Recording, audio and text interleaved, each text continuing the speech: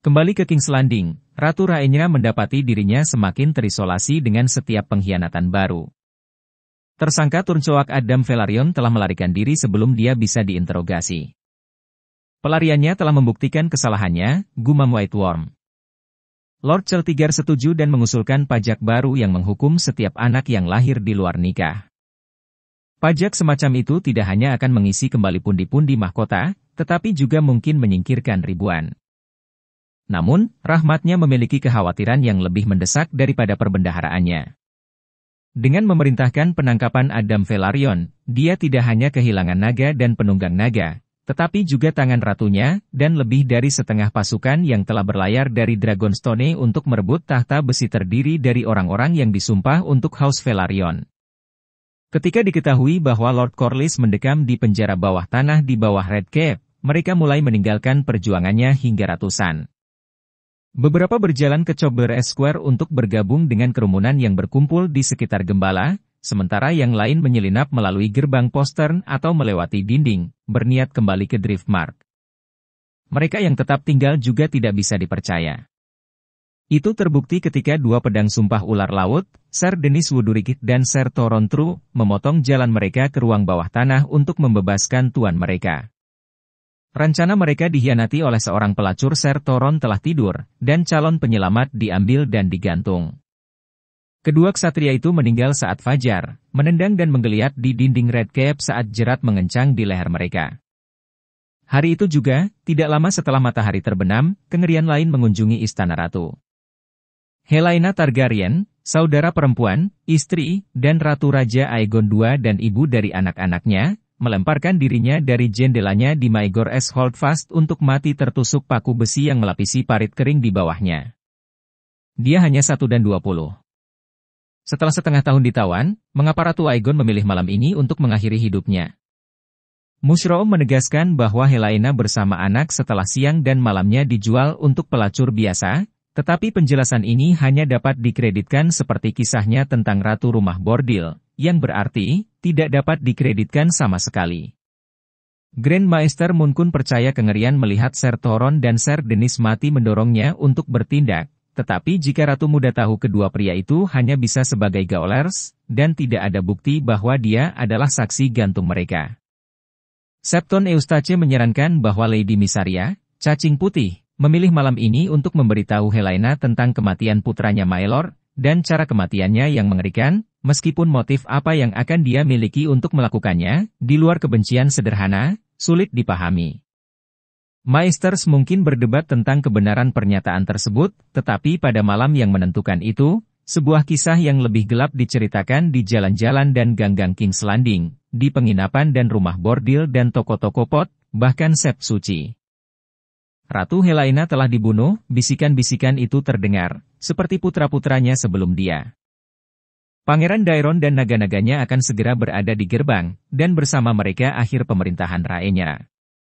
Ratu tua bertekad bahwa saudara tirinya yang masih muda tidak boleh hidup untuk bersenang-senang dalam kejatuhannya, jadi dia mengirim Ser Luthor Largen untuk merebut Helaena dengan tangannya yang besar dan kasar dan melemparkannya dari jendela ke paku di bawah. Dari mana datangnya fitnah beracun ini? Orang mungkin bertanya, untuk fitnah itu pasti? Grand Maester Munkun menempatkannya di pintu gembala, karena ribuan orang mendengarnya mengutuk kejahatan dan ratu. Tapi apakah dia yang memulai kebohongan? Atau apakah dia hanya memberi gema pada kata-kata yang terdengar dari bibir lain? Yang terakhir, jamur akan membuat kita percaya.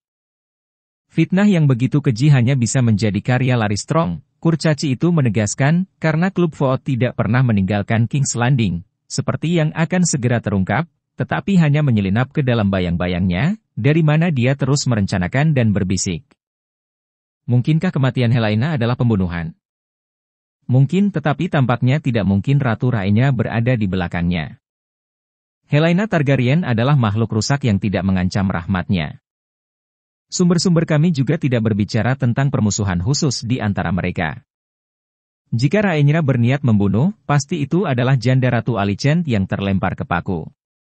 Selain itu, pada saat kematian Ratu Helaena, kami memiliki banyak bukti bahwa Ser Luthor Largen, yang konon pembunuh, sedang makan dengan 300 jubah emasnya di barak dekat gerbang para dewa. Semua sama, desas-desus tentang pembunuhan Ratu Helena segera di bibir setengah King's Landing. Bahwa itu begitu cepat diakini menunjukkan betapa kota itu benar-benar berbalik melawan ratu yang pernah mereka cintai. Raihnya dibenci, Helena telah dicintai. Rakyat jelata di kota itu juga tidak melupakan pembunuhan kejam Pangeran Jaehaerys oleh Blood and Chaser, dan kematian mengerikan Pangeran Maelor di Bitterbridge. Akhir Helena sangat cepat, salah satu paku membawanya melalui tenggorokan dan dia meninggal tanpa suara. Pada saat kematiannya, di seberang kota di atas Bukit Rhaenys, naganya, Dreamfi, tiba-tiba bangkit dengan raungan yang mengguncang Dragon Pit, mematahkan dua rantai yang mengikatnya. Ketika Janda Ratu Alicent diberitahu tentang kematian putrinya, dia menyewakan pakaiannya dan mengucapkan kutukan mengerikan pada saingannya. Malam itu King's Landing bangkit dalam kerusuhan berdarah. Kerusuhan dimulai di tengah-tengah ganggang dan WNDS Flea Bottom, ketika pria dan wanita mengalir dari wastafel anggur, lubang tikus, dan toko-toko pot oleh ratusan orang, marah, mabuk, dan takut. Dari sana para perusuh menyebar ke seluruh kota, berteriak untuk keadilan bagi para pangeran yang mati dan ibu mereka yang terbunuh. Gerobak dan gerobak dijungkir balikan, toko-toko dijarah, rumah-rumah dijarah dan dibakar. Jubah emas yang berusaha memadamkan gangguan dipasang dan dipukuli hingga berdarah. Tidak ada yang selamat, lahir tinggi atau rendah. Tuan dilempari sampah, satria ditarik dari pelana mereka. Lady Darla Deddings melihat saudara laki-lakinya Davos ditikam melalui mata ketika dia mencoba membelanya dari 3 burung unta mabuk yang berniat memperkosanya. Para pelaut yang tidak dapat kembali ke kapal mereka menyerang gerbang sungai dan bertempur sengit dengan City Watch. Butuh Ser Luthor Largen dan 400 tombak untuk membubarkan mereka. Pada saat itu gerbang telah diretas setengah berkeping-keping dan 100 orang mati atau sekarat, seperempat dari mereka jubah emas. Tidak ada penyelamat seperti itu yang datang untuk Lord Bartimos Certigar, yang manse bertemboknya hanya dipertahankan oleh 6 penjaga dan beberapa pelayan bersenjata tergesa-gesa. Ketika para perusuh datang berkerumun di atas tembok, para pembela yang meragukan ini melemparkan senjata mereka dan berlari, atau bergabung dengan para penyerang. Arthur Celtigar, seorang anak laki-laki berusia 15 tahun, berdiri dengan berani di ambang pintu, pedang di tangan, dan menahan gerombolan yang melolong di teluk selama beberapa saat. Sampai seorang gadis pelayan berbahaya membiarkan para perusuh masuk melalui jalan belakang. Anak pemberani itu dibunuh oleh tombak yang ditusukkan ke belakang. Lord Bartimos sendiri berjuang menuju istal, hanya untuk menemukan semua kudanya mati atau dicuri. Diambil, Master Koin Ratu yang dibenci diikat ke sebuah pos dan disiksa sampai dia mengungkapkan di mana semua kekayaannya disembunyikan. Kemudian seorang penyamak kulit bernama Watt mengumumkan bahwa kekuasaannya telah gagal membayar pajak ayamnya, dan harus menyerahkan kejantanannya kepada mahkota sebagai kehilangan. Di Chobere Square, suara kerusuhan bisa terdengar dari setiap kuartal. Sang gembala meminum amarahnya dalam-dalam, menyatakan bahwa hari kiamat sudah dekat, seperti yang telah diramalkannya, dan menyerukan murka para dewa atas, ratu yang tidak wajar ini yang duduk berdarah di tahta besi, bibir pelacurnya berkilauan dan merah dengan darah saudara perempuannya yang manis. Ketika seorang septa di antara kerumunan itu berteriak, memohon kepadanya untuk menyelamatkan kota itu, sang gembala berkata, hanya belas kasihan bunda yang dapat menyelamatkanmu, tetapi kamu mengusir ibumu dari kota ini dengan kesombongan dan nafsu dan keserakahanmu. Sekarang orang asing yang datang. Di atas kuda hitam dengan mata terbakar dia datang, cambuk api di tangannya untuk membersihkan lubang dosa setan ini dan semua yang membungkuk di hadapan mereka. Mendengarkan. Bisakah Anda mendengar suara kuku terbakar? Dia datang. Dia datang. Kerumunan itu berteriak, meratap, dia datang. Dia datang. Saat 1000 obor memenuhi alun-alun dengan genangan cahaya kuning berasap. Tak lama kemudian teriakan itu mereda, dan sepanjang malam suara kuku besi di atas batu bulat semakin keras. Bukan satu orang asing, tetapi 500, kata Mushoom dalam kesaksiannya.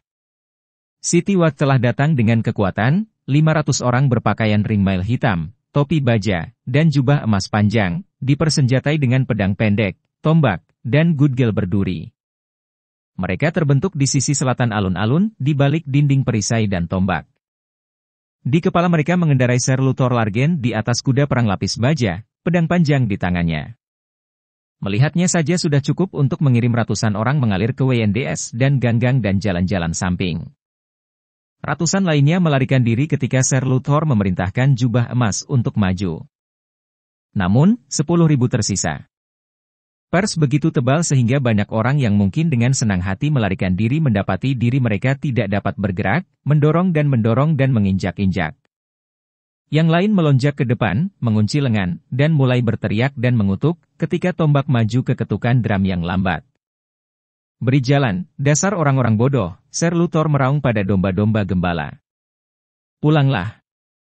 Tidak ada bahaya yang akan datang kepada Anda. Pulang sana. Kami hanya menginginkan gembala ini. Ada yang mengatakan orang pertama yang mati adalah seorang tukang roti, yang mendengus kaget ketika ujung tombak menembus dagingnya dan dia melihat celemeknya memerah. Yang lain mengklaim itu adalah seorang gadis kecil, diinjak-injak oleh kuda perang Ser Luthor. Sebuah batu terbang dari kerumunan, memukul seorang spearman di alis. Teriakan dan kutukan terdengar, tongkat dan batu dan pispot datang hujan turun dari atap, seorang pemanah di alun-alun mulai kehilangan porosnya. Sebuah obor ditusukkan ke seorang penjaga, dan secepat jubah emasnya terbakar. Di sisi jauh Chobler Square, gembala itu dibundel oleh para pembantunya. Hentikan dia, teriak Ser Luthor. Tangkap dia. Hentikan dia. Dia memacu kudanya, memotong jalan melalui kerumunan, dan jubah emasnya mengikuti, membuang tombak mereka untuk menghunus pedang dan cutgals. Para pengikut sang gembala berteriak, jatuh, berlari. Yang lain memproduksi senjata mereka sendiri, kotoran dan belati, maus dan pentungan, tombak patah dan pedang berkarat. Jubah emas adalah pria besar, muda, kuat, disiplin, bersenjata lengkap dan lapis baja yang baik. Selama 20 meter atau lebih dinding perisai mereka bertahan, dan mereka memotong jalan berdarah melalui kerumunan, meninggalkan mati dan sekarat di sekitar mereka. Tetapi mereka hanya berjumlah 500, dan 10.000 telah berkumpul untuk mendengarkan sang gembala. Satu penjaga turun, lalu yang lain. Tiba-tiba rakyat kecil menyelinap melalui celah di barisan. Meneriakan kutukan, kawanan gembala menyerang dengan pisau dan batu, bahkan gigi, mengerumuni City Watch dan di sekitar sisi-sisi mereka, menyerang dari belakang, melemparkan ubin turun dari atap dan balkon. Pertempuran berubah menjadi kerusuhan, berubah menjadi pembantaian. Dikelilingi di semua sisi, jubah emas menemukan diri mereka terkurung dan tersapu di bawah, tanpa ruang untuk menggunakan senjata mereka. Banyak yang mati di ujung pedang mereka sendiri. Yang lainnya dicabik-cabik, ditendang sampai mati, diinjak-injak, dibacok dengan cangkul dan golok tukang daging. Bahkan Ser Luthor Largen yang menakutkan tidak bisa lepas dari pembantaian. Pedangnya robek dari genggamannya, Largen ditarik dari pelananya, ditikam di perut, dan dipukul sampai mati dengan batu bulat. Helm dan kepalanya begitu hancur sehingga hanya dengan ukurannya tubuhnya dikenali ketika gerobak mayat datang keesokan harinya. Selama malam yang panjang itu, Septon Eustace memberitahu kita, gembala memegang kekuasaan atas setengah kota, sementara para penguasa dan raja yang aneh bertengkar dengan yang lain. Ratusan pria berkumpul di sekitar Wat the Tanner, yang berkuda di jalan-jalan dengan kuda putih, mengacungkan kepala Lord Celtigar yang terpenggal dan alat kelamin berdarah dan menyatakan mengakhiri semua pajak. Di sebuah rumah bordil di Jalan Sutra, para pelacur membangkitkan raja mereka sendiri, seorang bocah lelaki berambut pucat dari 4 anak bernama Gaemon, yang diduga bajingan Raja Aegon II yang hilang. Tidak mau kalah, seorang ksatria lindung nilai bernama Ser Perkin Teflea memahkotai pengawalnya sendiri Tristane, teruna 16 tahun, menyatakan dia sebagai putra alami mendiang Raja Viserys. Setiap ksatria dapat membuat seorang ksatria, dan ketika Ser Perkin mulai menjuluki setiap penjual pedang, pencuri, dan anak tukang daging yang berbondong-bondong ke spanduk compang-camping Tristane, pria dan anak laki-laki muncul oleh ratusan orang untuk berjanji pada tujuannya.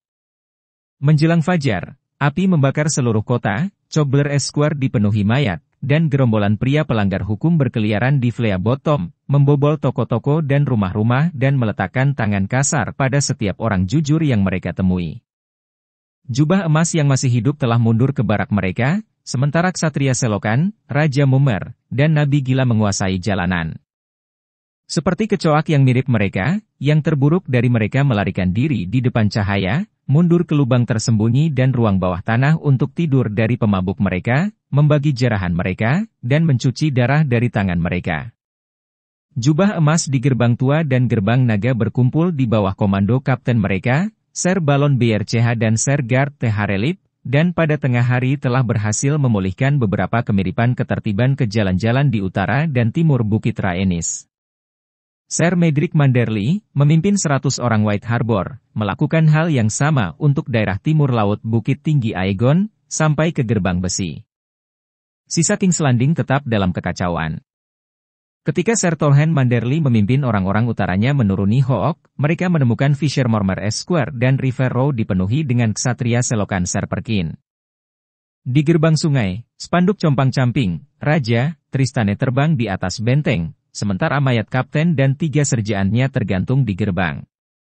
Sisa garnisun, Mudfoot, telah pergi ke Ser Perkin. Ser Torhen kehilangan seperempat anak buahnya yang berjuang kembali ke Red Cape, namun lolos dengan ringan dibandingkan dengan Ser Laurent Marbrand, yang memimpin 100 ksatria dan pria bersenjata ke Flea Bottom. 16 kembali.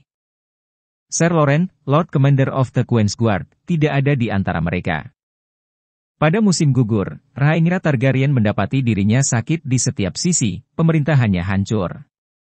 Ratu menangis ketika mereka memberitahunya bagaimana Ser Laurent meninggal, Mushroom bersaksi, tetapi dia mengamuk ketika dia mengetahui bahwa Maiden Pool telah pergi ke musuh, bahwa gadis Netless telah melarikan diri, bahwa permaisuri tercintanya sendiri telah mengkhianatinya, dan dia gemetar ketika Lady Mysaria memperingatkannya terhadap kegelapan yang akan datang, bahwa malam ini akan lebih buruk daripada yang terakhir. Saat fajar, 100 orang menemaninya di ruang tahta, tetapi satu persatu mereka menyelinap pergi atau diberhentikan, sampai hanya putra-putranya dan aku yang tinggal bersamanya. Jamurku yang setia, rahmatnya memanggilku, seandainya semua orang benar seperti engkau. Aku harus menjadikanmu tanganku. Ketika saya menjawab bahwa saya akan segera menjadi permaisurinya, dia tertawa.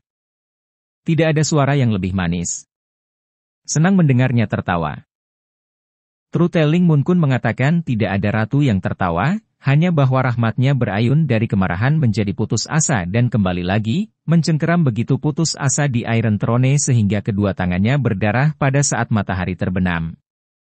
Dia memberikan komando jubah emas kepada Ser Balon BRCH, kapten di Gerbang Besi, mengirim gagak ke Winterfell dan Aerie memohon bantuan lebih lanjut, memerintahkan agar dekrit pencapaian dibuat terhadap Mountains of Maidenpool, dan menunjuk Ser Glendon Gode muda Lord Commander of the Queen's Guard, meskipun hanya 20, dan anggota Pedang Putih kurang dari 1 giliran bulan, Gode telah membedakan dirinya selama pertempuran di Flea Bottom sebelumnya hari itu.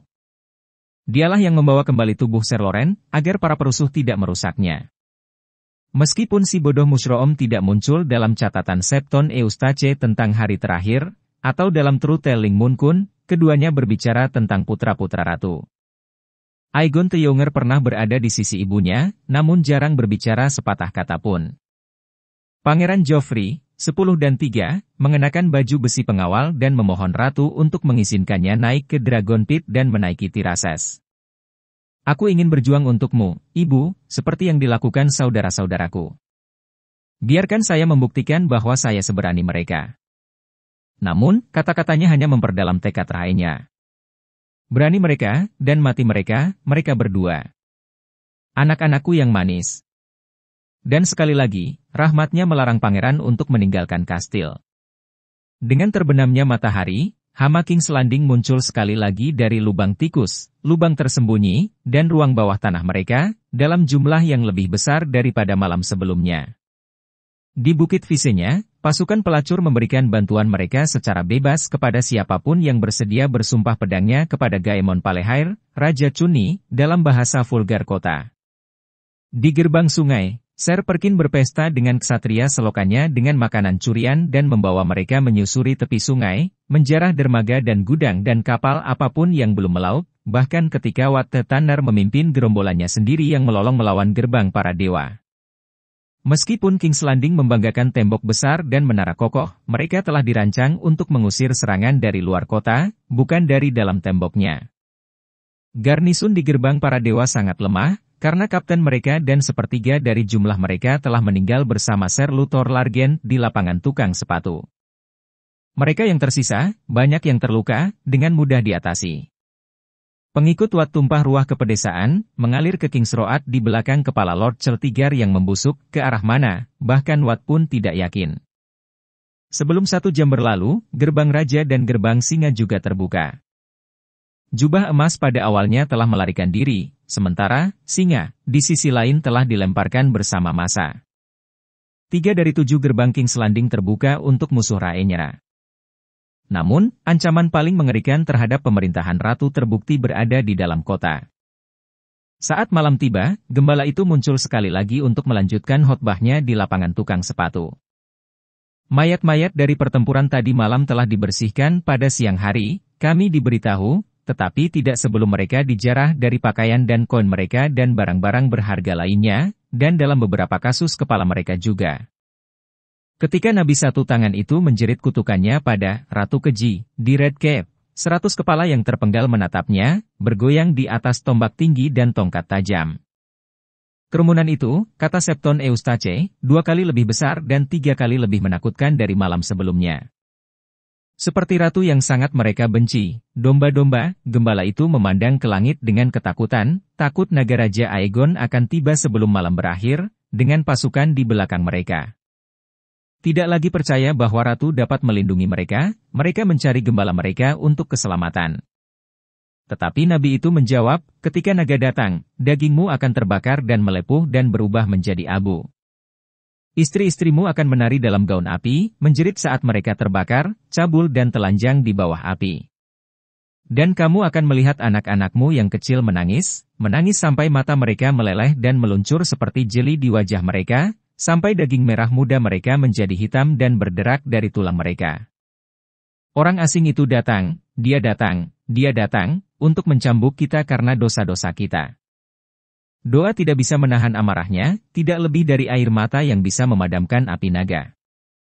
Hanya darah yang bisa melakukan itu. Darahmu, darahku, darah mereka. Kemudian dia mengangkat lengan kanannya dan menusuk tunggul tangannya yang hilang di Rhaenys Eshiel di belakangnya, di Dragon Pit hitam melawan bintang-bintang. Di sana setan-setan tinggal, di atas sana. Api dan darah, darah dan api. Ini adalah kota mereka. Jika Anda ingin menjadikannya milik Anda, pertama-tama Anda harus menghancurkannya. Jika Anda ingin membersihkan diri dari dosa, pertama-tama Anda harus mandi dengan darah naga. Karena hanya darah yang dapat memadamkan api neraka. Dari 10.000 tenggorokan terdengar tangisan. Bunuh mereka! Bunuh mereka!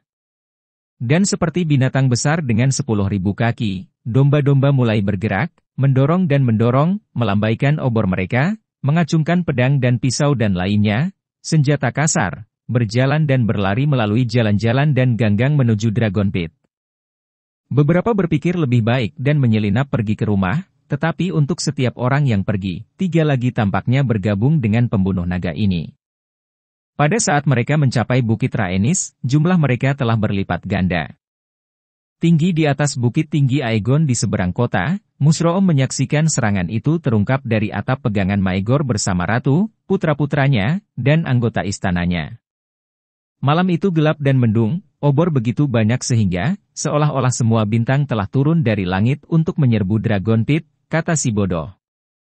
Segera setelah kabar sampai kepadanya bahwa kawanan buas gembala sedang dalam perjalanan, Rhaenyra mengirim pengendara ke Ser Balon di gerbang tua dan Ser Guard di gerbang naga, memerintahkan mereka untuk membubarkan domba, menangkap gembala, dan membela naga kerajaan.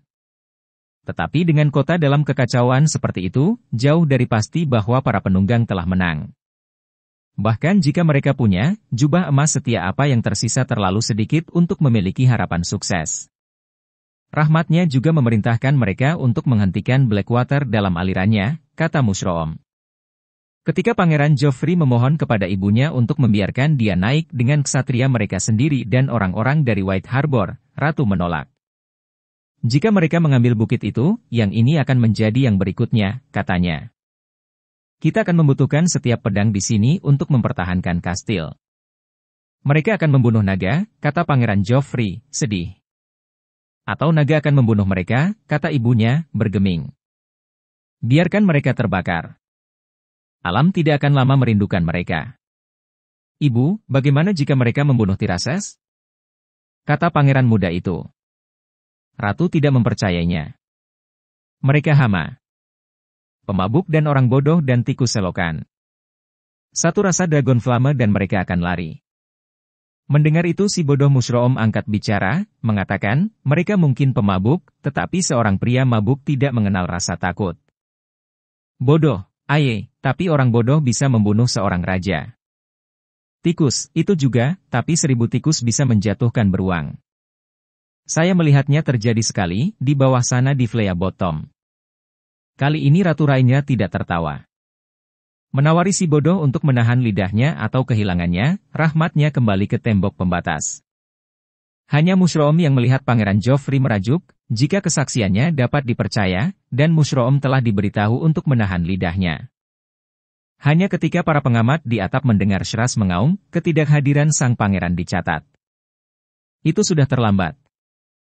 Tidak, sang ratu terdengar berkata, aku melarangnya, tetapi bahkan ketika dia berbicara, naganya mengepak dari halaman, bertengger setengah detak jantung di atas benteng kastil, lalu meluncurkan dirinya ke malam dengan putra ratu menempel di punggungnya, pedang di tangan. Setelah dia, Rhaenyra berteriak. Kalian semua, setiap orang, setiap anak laki-laki, kuda, kejarlah dia. Bawa dia kembali, dia tidak tahu. Anakku, manisku, anakku.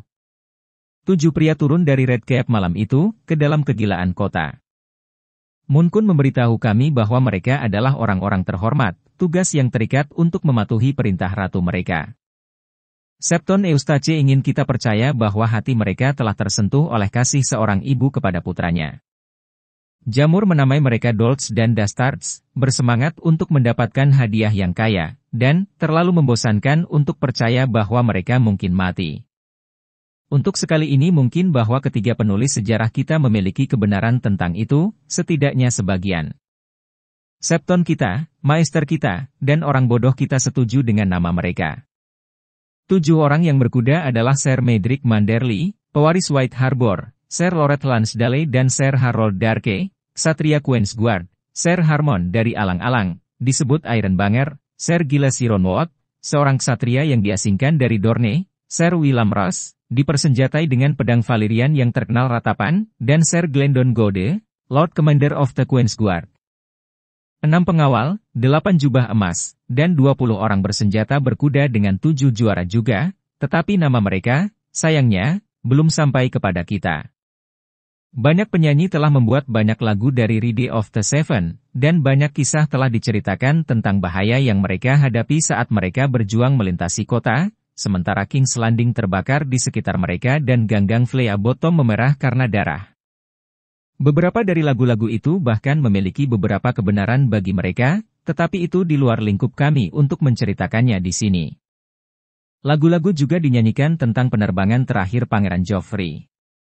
Beberapa penyanyi dapat menemukan kemuliaan bahkan di privy, Mushroom memberitahu kita, tetapi dibutuhkan orang bodoh untuk mengatakan yang sebenarnya. Meskipun kita tidak bisa meragukan keberanian pangeran, tindakannya adalah salah satu kebodohan. Kami tidak akan berpura-pura memahami ikatan antara naga dan penunggang naga. Kepala yang lebih bijaksana telah merenungkan misteri itu selama berabad-abad. Kita tahu, bagaimanapun, bahwa naga bukanlah kuda, untuk ditunggangi oleh siapapun yang melempar pelana di punggung mereka. Shras adalah naga ratu. Dia tidak pernah mengenal pembalap lain. Meskipun Pangeran Joffrey dikenal olehnya dengan penglihatan dan aroma, kehadiran yang akrab yang meraba-raba rantainya tidak menimbulkan alarm, She-Dragon kuning besar tidak menginginkan bagian dari dirinya yang mengangkanginya. Dengan tergesa-gesa untuk pergi sebelum dia bisa dihentikan, sang pangeran telah melompat ke Shras tanpa manfaat pelana atau cambuk. Niatnya, kita harus menganggap, adalah untuk menerbangkan Shras ke medan perang atau, lebih mungkin, untuk menyeberangi kota ke Dragon Pit dan Tirasesnya sendiri. Mayhaps dia bermaksud untuk kehilangan naga pit lainnya juga. Joffrey tidak pernah mencapai Bukit Rhaenys. Begitu berada di udara, Shiraz berputar di bawahnya, berjuang untuk bebas dari pengendara yang tidak dikenal ini. Dan dari bawah, batu, tombak, dan anak panah terbang ke arahnya dari tangan domba-domba gembala yang berlumuran darah, membuat naga itu semakin marah. 200 kaki di atas Flea Bottom, Pangeran Joffrey meluncur dari punggung naga dan jatuh ke bumi. Di dekat persimpangan di mana 5 gang berkumpul, kejatuhan sang pangeran berakhir dengan berdarah. Dia jatuh pertama ke atap curam sebelum berguling untuk jatuh 40 kaki lagi di tengah-tengah hujan ubin yang pecah. Kita diberitahu bahwa kejatuhan mematahkan punggungnya, bahwa pecahan batu tulis menghujani dia seperti pisau, bahwa pedangnya sendiri merobek tangannya dan menusuknya melalui perut. Di Flea Bottom, pria masih berbicara tentang putri pembuat lilin bernama Robin yang memeluk pangeran yang patah di lengannya dan memberinya kenyamanan saat dia meninggal, tetapi ada lebih banyak legenda daripada sejarah dalam kisah itu. Ibu, maafkan aku, kata Joffrey dengan napas terakhirnya, meskipun pria masih berdebat apakah dia berbicara tentang ibunya, ratu, atau berdoa kepada ibu di atas. Dengan demikian binasalah Joffrey Velaryon, Pangeran Dragonstone dan pewaris tahta besi, putra terakhir Ratu Rhaenyra oleh Laenor Velaryon, atau terakhirnya oleh Ser Harwin Strong, tergantung pada kebenaran mana yang dipilih untuk dipercaya. Masa tidak lama jatuh di atas mayatnya. Putri pembuat lilin, Robin, jika dia pernah ada, diusir. Para penjarah merobek sepatu bot dari kaki pangeran dan pedang dari perutnya, lalu menanggalkan pakaiannya yang halus dan berlumuran darah. Yang lain, masih lebih buas, mulai merobek tubuhnya. Kedua tangannya dipotong, sehingga sampah jalanan mungkin mengklaim cincin di jari-jarinya. Kaki kanan pangeran diretas di pergelangan kaki, dan murid tukang daging sedang menggergaji lehernya untuk mengklaim kepalanya ketika 7 yang berkuda datang bergemuruh. Di sana, di tengah-tengah bau busuk Flea Bottom, pertempuran dilancarkan di lumpur dan darah untuk memiliki tubuh Pangeran Joffrey. Ksatria Ratu akhirnya merebut kembali sisa-sisa bocah itu, kecuali kakinya yang hilang, meskipun 3 dari 7 jatuh dalam pertempuran. Dornishman, Ser Giles Ironwood, ditarik dari kudanya dan dipukul sampai mati, sementara Ser Willam Ross ditebang oleh seorang pria yang melompat turun dari atap untuk mendarat di punggungnya, pedangnya yang terkenal, ratapan, robek dari tangannya dan dibawa pergi, tidak pernah ditemukan lagi. Yang paling menyedihkan dari semuanya adalah nasib Ser Glendon Goode, diserang dari belakang oleh seorang pria dengan obor, yang membakar jubah putih panjangnya. Ketika api menjilat punggungnya, kudanya dibesarkan dalam ketakutan dan melemparkannya, dan massa mengerumuninya, mencabik-cabiknya. Baru berusia 20 tahun, Ser Glendon telah menjadi Lord Commander of the Queen's Guard kurang dari sehari. Dan bahkan ketika darah mengalir di ganggang Flea Bottom, pertempuran lain berkecamuk di sekitar Dragon Pit di atas Bukit Rhaenys. Jamur tidak salah, kawanan tikus kelaparan memang menjatuhkan sapi jantan dan beruang dan singa, ketika ada cukup banyak dari mereka. Tidak peduli berapa banyak banteng atau beruang yang mungkin membunuh, selalu ada lebih banyak, menggigit kaki binatang besar itu, menempel di perutnya, berlari ke punggungnya. Jadi malam itu, tikus-tikus gembala dipersenjatai dengan tombak, kapak panjang, pentungan berduri, dan 100 jenis senjata lainnya, termasuk busur panjang dan busur silang. Jubah emas dari gerbang naga, patuh pada perintah ratu, dikeluarkan dari barak mereka untuk mempertahankan bukit, tetapi mendapati diri mereka tidak dapat memotong massa, dan berbalik, sementara utusan yang dikirim ke gerbang lama tidak pernah tiba. Dragon Pit memiliki kontingen penjaganya sendiri, Dragon Keepers, tetapi para pejuang yang sombong itu hanya berjumlah 770, dan kurang dari 50 memiliki arloji malam itu. Meskipun pedang mereka meminum darah para penyerang, jumlahnya melawan mereka. Ketika domba-domba gembala mendobrak pintu-pintu, gerbang-gerbang utama yang menjulang tinggi, dilapisi perunggu dan besi, terlalu kuat untuk diserang, tetapi bangunan itu memiliki sejumlah pintu masuk yang lebih rendah, dan datang memanjat melalui jendela, para penjaga naga kewalahan, dan segera disembelih. Mayhaps para penyerang berharap untuk mengambil naga di dalam sementara mereka tidur, tetapi dentang serangan membuat itu tidak mungkin. Mereka yang hidup untuk menceritakan kisah-kisah sesudahnya berbicara tentang teriakan dan jeritan, bau darah di udara, pecahnya pintu kayu ek dan besi di bawah domba jantan mentah dan pukulan kapak yang tak terhitung jumlahnya. Jarang ada begitu banyak pria yang bergegas ke tumpukan kayu bakar pemakaman mereka, tulis Grand Maester Mun Kun, tetapi kegilaan menimpa mereka. Ada 4 naga yang ditempatkan di dalam Dragon Pit. Pada saat penyerang pertama datang mengalir ke pasir, keempatnya terbangun, terjaga, dan marah. Tidak ada 2 kronik yang sepakat tentang berapa banyak pria dan wanita yang meninggal malam itu di bawah kubah besar Dragon Pit, 200 atau 2000, bagaimanapun juga. Untuk setiap orang yang tewas, 10 menderita luka bakar namun selamat.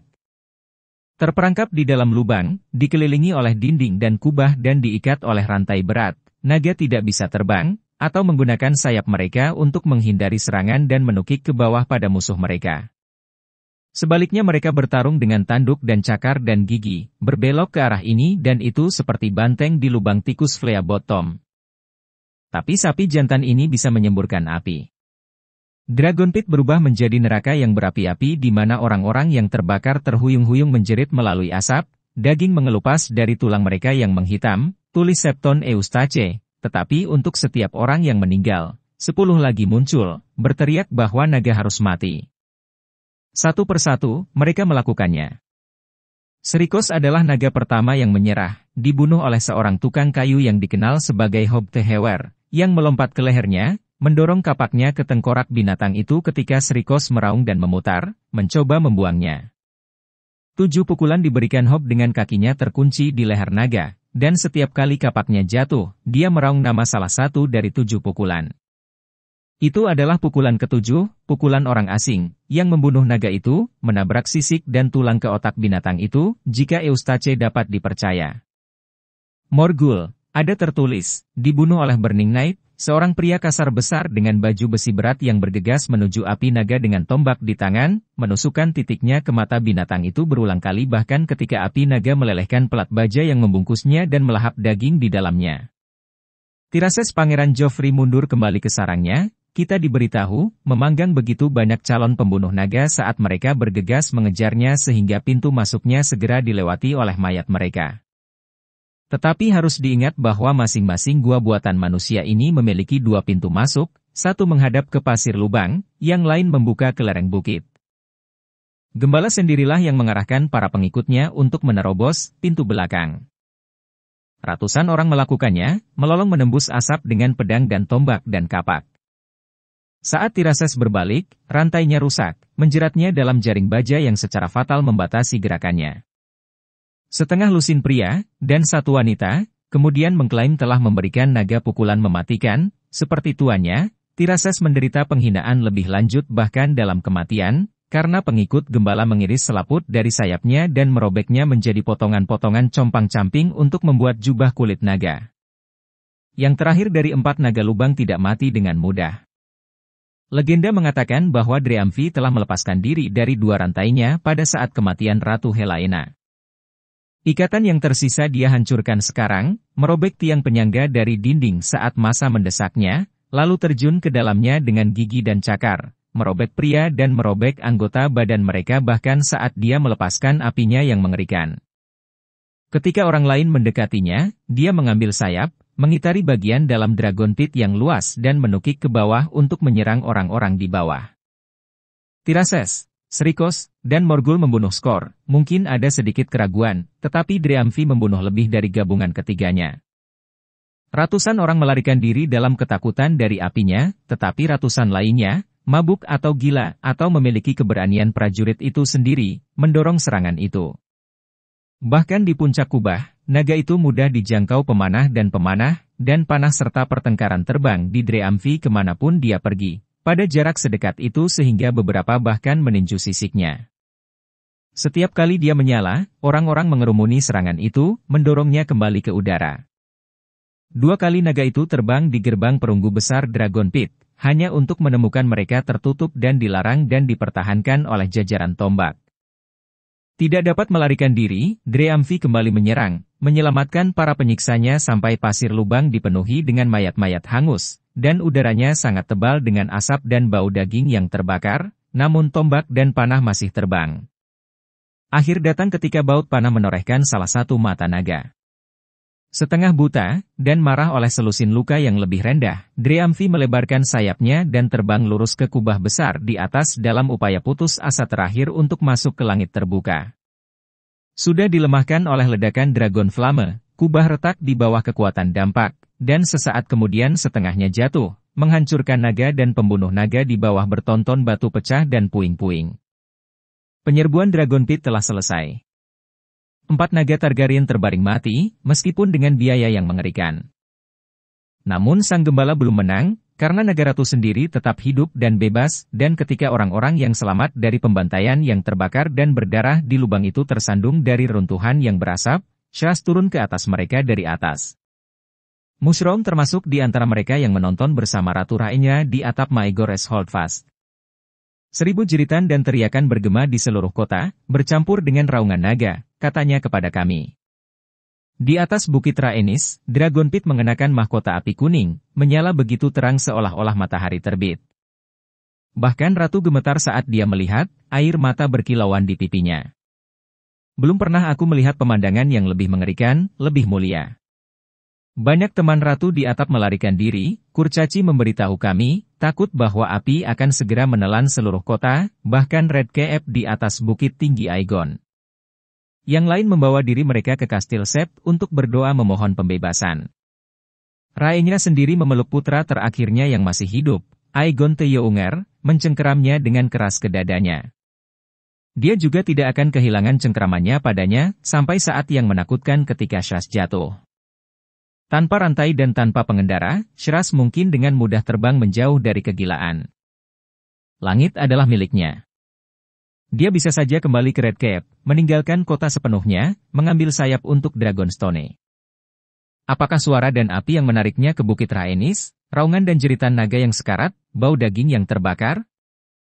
Kita tidak dapat mengetahui, tidak lebih dari yang dapat kita ketahui mengapa Shras memilih untuk turun ke atas gerombolan gembala, mengoyak mereka dengan gigi dan cakar dan melahap lusinan, ketika dia mungkin dengan mudah menghujani mereka dari atas, karena di langit tidak ada orang yang bisa menyakitinya. Kami hanya dapat melaporkan apa yang terjadi, karena Mushroom, Septon Eustace, dan Grand Maester Munkun telah mengaturnya untuk kami. Banyak kisah yang saling bertentangan diceritakan tentang kematian naga ratu. Munkun memuji Hob Tehewer dan kapaknya, meskipun ini hampir pasti salah. Mungkinkah orang yang sama benar-benar telah membunuh 2 naga pada malam yang sama dan dengan cara yang sama? Beberapa berbicara tentang tombak yang tidak disebutkan namanya, raksasa berlumuran darah, yang melompat dari kubah Dragon Pit yang rusak ke punggung naga. Yang lain menceritakan bagaimana seorang satria bernama Ser Warwick Wiaton menebas sayap dari Shras dengan pedang baja Valyrian, ratapan, paling mirip. Seorang crossbowman bernama Bean akan mengklaim pembunuhan itu sesudahnya, membualnya di banyak wastafel anggur dan kedai minuman, sampai salah satu loyalis ratu bosan dengan lidahnya yang bergoyang-goyang dan memotongnya. Mungkin semua orang yang layak ini, kecuali Hob, memainkan peran dalam kematian naga, tetapi kisah yang paling sering didengar di King's Landing menyebut gembala itu sendiri sebagai pembunuh naga. Ketika yang lain melarikan diri, cerita berlanjut, Nabi satu tangan berdiri tak kenal takut dan sendirian melawan binatang yang mengoceh, memanggil 7 untuk bantuan, sampai prajurit itu sendiri mengambil bentuk, setinggi 30 kaki. Di tangannya ada pisau hitam yang terbuat dari asap yang berubah menjadi baja saat dia mengayunkannya, membelah kepala Shras dari tubuhnya. Dan begitulah kisah itu diceritakan, bahkan oleh Septon Eustace dalam catatannya tentang hari-hari gelap ini, dan para penyanyi bernyanyi selama bertahun-tahun sesudahnya. Kehilangan naga dan putranya membuat Rhaenyra Targaryen pucat dan tidak bisa dihibur, kata Mushroom kepada kami. Hanya dihadiri oleh si bodoh, dia mundur ke kamarnya sementara para penasihatnya berunding. King's Landing hilang, semua setuju, mereka harus perlu meninggalkan kota. Dengan enggan, Rahmatnya dibujuk untuk pergi keesokan harinya, saat fajar. Dengan gerbang lumpur di tangan musuh-musuhnya, dan semua kapal di sepanjang sungai terbakar atau tenggelam, Rhaenyra dan sekelompok kecil pengikut menyelinap keluar melalui gerbang naga, berniat untuk naik ke pantai Kedus Kendale. Dengan dia mengendarai saudara-saudara Manderly, 4 Queensguard yang masih hidup, Ser Balon BRCH dan 20 jubah emas, 4 dari wanita ratu yang sedang menunggu, dan putra terakhirnya yang masih hidup, Aegon Theounger. Mushroom tetap tinggal, bersama dengan anggota pengadilan lainnya, di antaranya Lady Misery dan Septon Eustace. Sergar Teharelip, Kapten Jubah Emas di Gerbang Naga, ditugasi dengan pertahanan kastil, sebuah tugas yang Harelip terbukti memiliki sedikit nafsu makan. Rahmatnya belum hilang setengah hari ketika Ser Perkin Teflea dan ksatria selokannya muncul di luar gerbang, menuntut agar kastil menyerah. Meskipun kalah jumlah 10-1, garnisun ratu mungkin masih melawan, tetapi Ser Gard memilih untuk menyerang spanduk Rhaenyra, membuka gerbangnya, dan percaya pada belas kasihan musuh. Teflea terbukti tidak memiliki belas kasihan.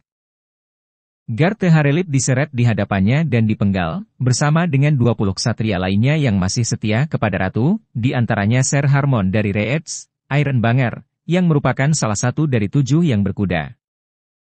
Nyonya pembisik, Lady Mysaria dari Elias, juga tidak terhindar karena jenis kelaminnya. Diambil ketika mencoba melarikan diri, cacing putih dicambuk telanjang di seluruh kota, dari Red Keep ke gerbang para dewa. Jika dia masih hidup pada saat mereka mencapai gerbang, Ser Perkin berjanji, dia akan diselamatkan dan diizinkan pergi. Dia berhasil hanya setengah jarak itu, sekarat di atas batu-batu bulat dengan hampir tidak ada sepetak kulit putih pucatnya yang tersisa di punggungnya. Septon Eustace takut akan nyawanya sendiri. Hanya belas kasihan bunda yang menyelamatkan saya, tulisnya, meskipun tampaknya lebih mungkin bahwa Ser Perkin tidak ingin memprovokasi permusuhan iman. Flea juga membebaskan semua tahanan yang ditemukan di ruang bawah tanah di bawah kastil, di antaranya Grand Maester Orwyle dan ular laut, Lord Corlys Velaryon. Keduanya berada di tangan keesokan harinya untuk menjadi saksi ketika pengawal geng Ser Perkin, Tristane, menaiki Iron Throne. Begitu juga Janda Ratu, Alicent dari House Hightower.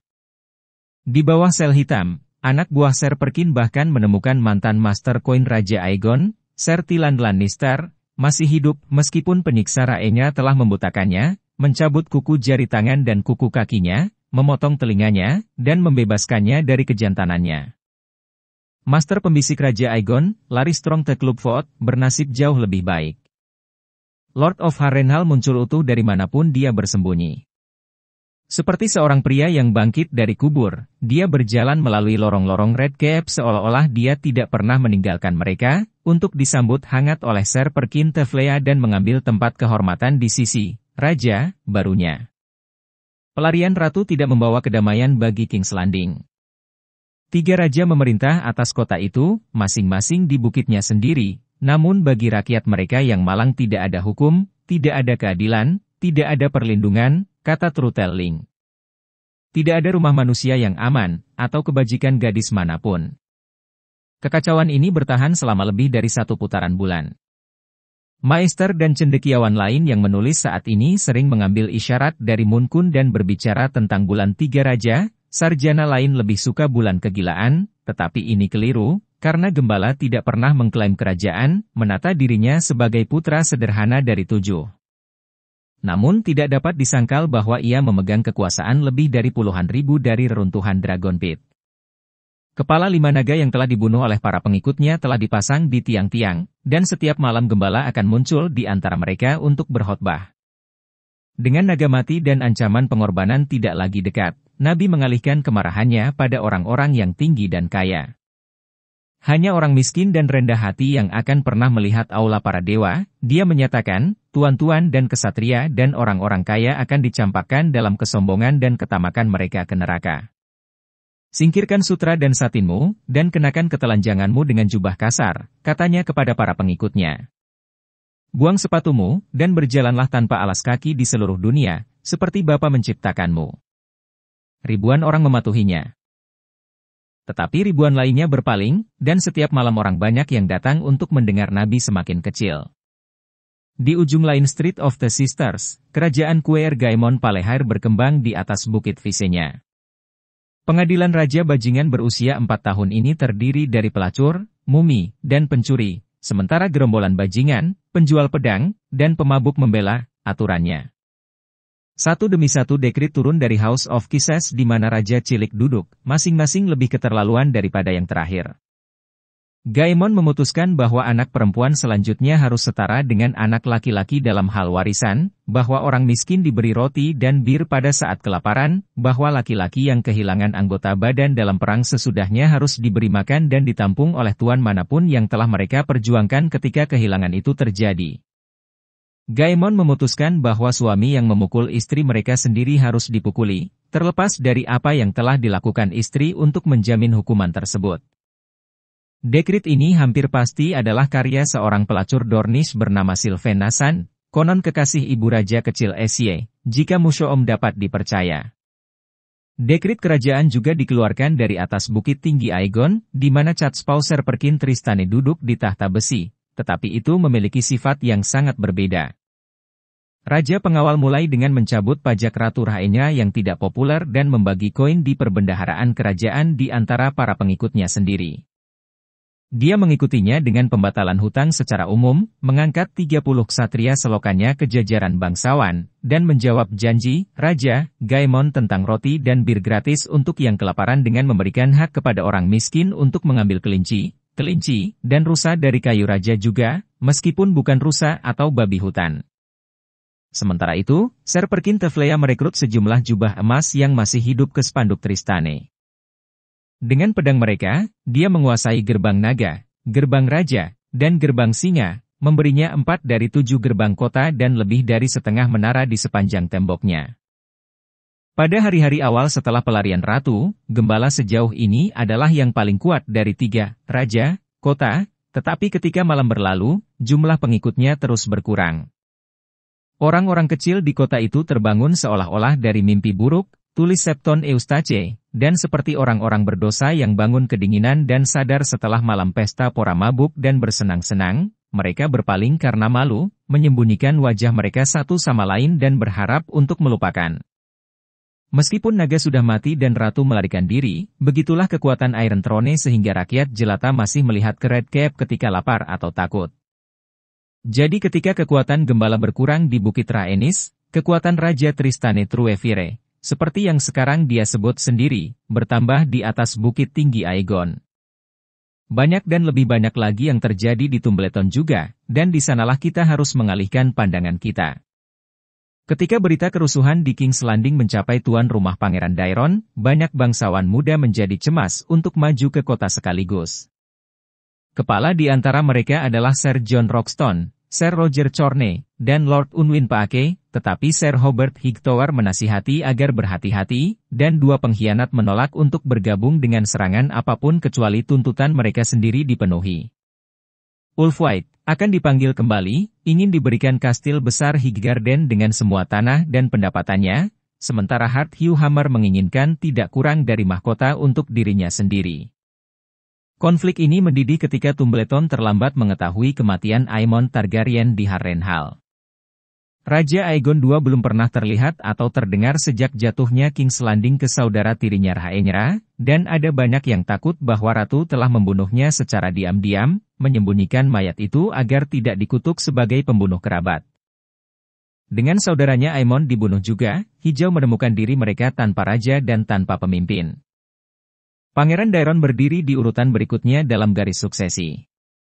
Lord Paake menyatakan bahwa bocah itu harus diproklamasikan sebagai Pangeran Dragonstone sekaligus, yang lain, percaya Aegon II mati, ingin memahkotainya raja.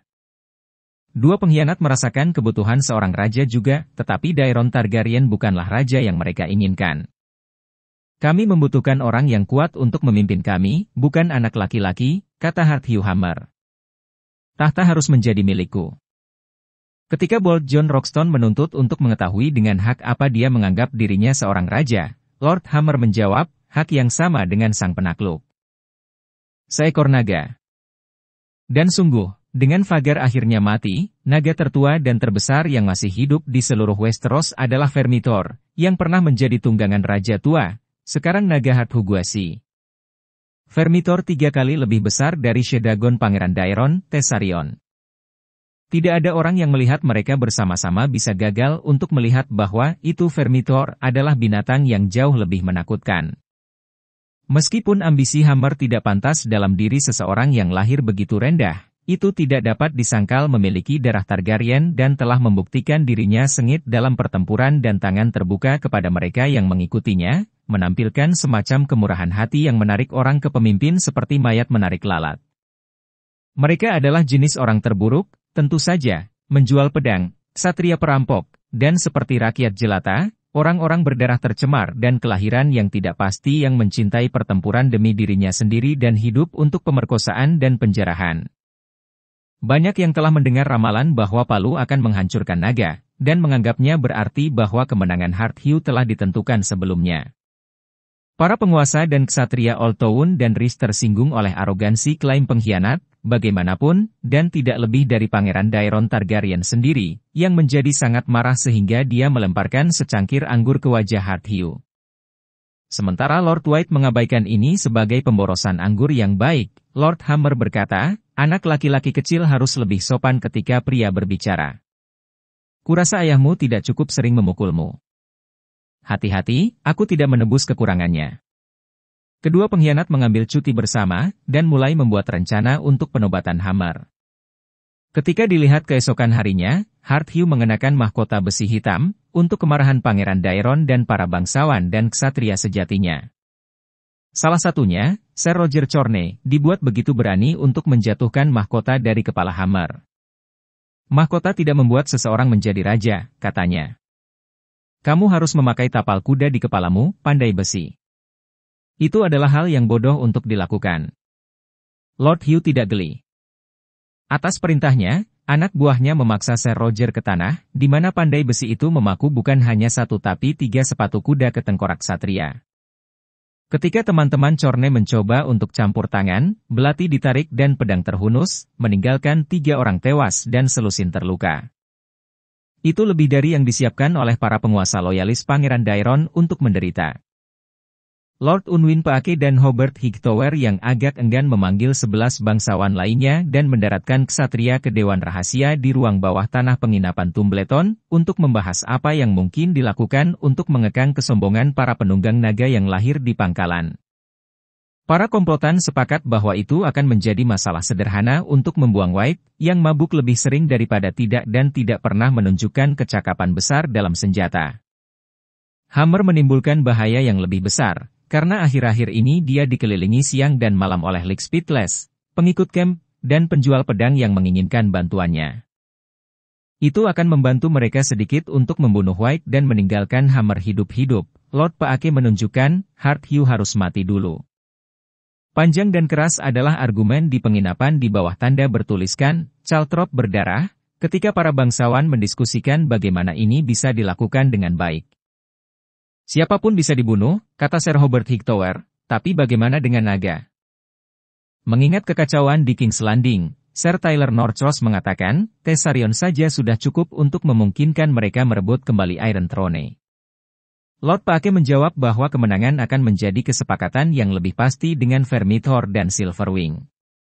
Mark Ambrose menyarankan agar mereka mengambil kota terlebih dahulu, kemudian membuang White and Hammer setelah kemenangan telah diamankan, tetapi Richard Rodden bersikeras bahwa kursus seperti itu tidak terhormat. Kita tidak bisa meminta orang-orang ini untuk menumpahkan darah bersama kita, lalu membunuh mereka. Bold John Roxton menyelesaikan perselisihan tersebut. Kami membunuh para sekarang, katanya. Setelah itu, biarkan yang paling berani dari kita mengklaim naga mereka dan menerbangkan mereka ke medan perang. Tidak ada seorang pun di ruang bawah tanah itu yang meragukan bahwa Roxton berbicara tentang dirinya sendiri. Meskipun Pangeran Daeron tidak hadir di Dewan, para Calthrop, sebagaimana para konspirator dikenal, enggan untuk melanjutkan tanpa persetujuan dan restunya. Owen Fossoway, Lord of Chiderhall, dikirim di bawah naungan kegelapan untuk membangunkan pangeran dan membawanya ke ruang bawah tanah, agar komplotan dapat memberitahunya tentang rencana mereka.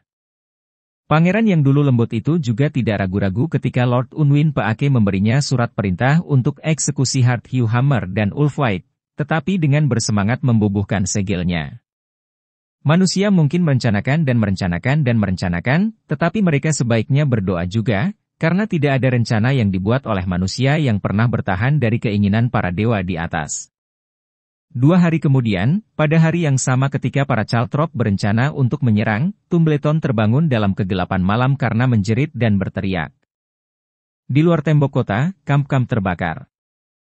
Kolom ksatria lapis baja mengalir dari utara dan barat, mendatangkan pembantaian, awan menghujani panah, dan seekor naga menukik ke atas mereka, mengerikan dan ganas. Maka dimulailah pertempuran Tumbleton kedua. Naga itu adalah Seasmoke, penunggangnya Ser Adam Velaryon, bertekad untuk membuktikan bahwa tidak semua perlu Turncoax. Bagaimana lebih baik melakukan itu daripada dengan merebut kembali Tumbleton dari 2 pengkhianat, yang pengkhianatannya telah menodainya? Penyanyi mengatakan Ser Adam telah terbang dari King's Landing ke God's Eye, di mana ia mendarat di Isle of Faces yang suci dan berunding dengan Green Man. Cendekiawan harus membatasi dirinya pada fakta yang diketahui, dan apa yang kita ketahui adalah bahwa Ser Adam terbang jauh dan cepat, turun ke kastil-kastil besar dan kecil yang tuannya setia kepada ratu, untuk mengumpulkan pasukan. Banyak pertempuran dan pertempuran kecil telah terjadi di tanah yang disiram oleh Trident, dan jarang ada penjaga atau desa yang belum membayar haknya dengan darah, tetapi Adam Velaryon tanpa henti dan bertekad dan fasih lidah, dan para penguasa sungai tahu lebih banyak tentang kengerian yang menimpa Tumbleton. Pada saat Ser Adam siap untuk turun ke Tumbleton, dia memiliki hampir 4.000 orang di punggungnya. Benjicot Blackwood, Lord of Raventre yang berusia 12 tahun, telah tampil, seperti halnya janda Sabitha Frey, Lady of the Twins, dengan ayah dan saudara laki-lakinya dari House Vipren. Lord Stanton Piper, Josette Smallwood, Derrick Darry, dan Lionel Deddings telah mengumpulkan pungutan baru dari Greybeards dan Greenboys, meskipun semuanya menderita kerugian yang menyedihkan dalam pertempuran musim gugur. Hugo Vance, Tuan Muda Wayfarers Rest, telah datang, dengan 300 anak buahnya sendiri ditambah pedang miris Black Trombo. Yang paling penting, House Tully telah bergabung dalam perang. Turunnya Seasmoke ke River Run akhirnya membujuk prajurit yang enggan itu, Ser Elmo Tully, untuk memanggil panji-panjinya untuk ratu, bertentangan dengan keinginan kakeknya yang terbaring di tempat tidur, Lord Grover. Seekor naga di halaman seseorang melakukan keajaiban untuk menyelesaikan keraguan seseorang, kata Ser Elmo. Tuan rumah besar yang berkemah di sekitar tembok Tumbleton melebihi jumlah penyerang, tetapi mereka sudah terlalu lama berada di satu tempat. Disiplin mereka telah menjadi lemah, mabuk adalah endemik di camp, Grand Maester Munkun mengatakan, dan penyakit telah berakar juga, kematian Lord Ormond Hightower telah meninggalkan mereka tanpa pemimpin, dan para bangsawan yang ingin memerintah di tempatnya berselisih satu sama lain. Begitu niatnya mereka pada konflik dan persaingan mereka sendiri sehingga mereka semua melupakan musuh sejati mereka. Serangan malam Ser Adam membuat mereka sama sekali tidak sadar. Sebelum orang-orang dari pasukan Pangeran Dairon bahkan tahu mereka berada dalam pertempuran, musuh ada di antara mereka, menebas mereka saat mereka terhuyung-huyung dari tenda mereka, ketika mereka membebani kuda mereka, berjuang untuk mengenakan baju besi mereka, menekuk sabuk pedang mereka. Yang paling menghancurkan dari semuanya adalah naga. Asap laut datang menukik ke bawah lagi dan lagi, menghirup api. 100 tenda segera terbakar, bahkan pavilion sutra yang indah di Ser Hobart Hightower, Lord Unwin Paake, dan Pangeran Dairon sendiri. Kota Tumbleton juga tidak dibebaskan. Toko-toko dan rumah-rumah dan sept yang telah terhindar pertama kali dilalap api naga. Dairon Targaryen sedang tertidur di tendanya ketika serangan dimulai. Ulfwhite berada di dalam Tumbleton, tidur semalaman minum-minum di sebuah penginapan bernama Bawdy Badger yang dia ambil sendiri. Hart Viewhammer juga berada di dalam tembok kota, di tempat tidur dengan janda seorang ksatria yang terbunuh selama pertempuran pertama. Ketiga naga itu berada di luar kota, di ladang di luar perkemahan. Meskipun upaya dilakukan untuk membangunkan Ulfwhite dari tidurnya yang mabuk, dia terbukti mustahil untuk bangun. Infamously, dia berguling di bawah meja dan mendengkur sepanjang pertempuran. Hart Viewhammer lebih cepat merespons. Setengah berpakaian, dia bergegas menuruni tangga ke halaman, memanggil palu, baju besi, dan kudanya, sehingga dia bisa naik dan menaiki Vermithor. Anak buahnya bergegas untuk patuh, bahkan ketika Seasmoke membakar istal. Tapi Lord John Roxton telah mengklaim kamar tidur Lord Fawley bersama dengan istri Lord Fawley, dan sudah berada di halaman. Ketika dia memata-matai Hardhue, Rockstone melihat kesempatannya, dan berkata, "Lord Hammer, bela sungkawa saya." Hammer berbalik, merendahkan. "Untuk apa?" tuntutnya. "Kau mati dalam pertempuran," jawab Bold John, menarik Orpan Maker dan menusuk jauh ke dalam perut Hammer, sebelum membuka itu dari pangkal paha ke tenggorokan. Selusin anak buah Hardhue berlari tepat waktu untuk melihatnya mati.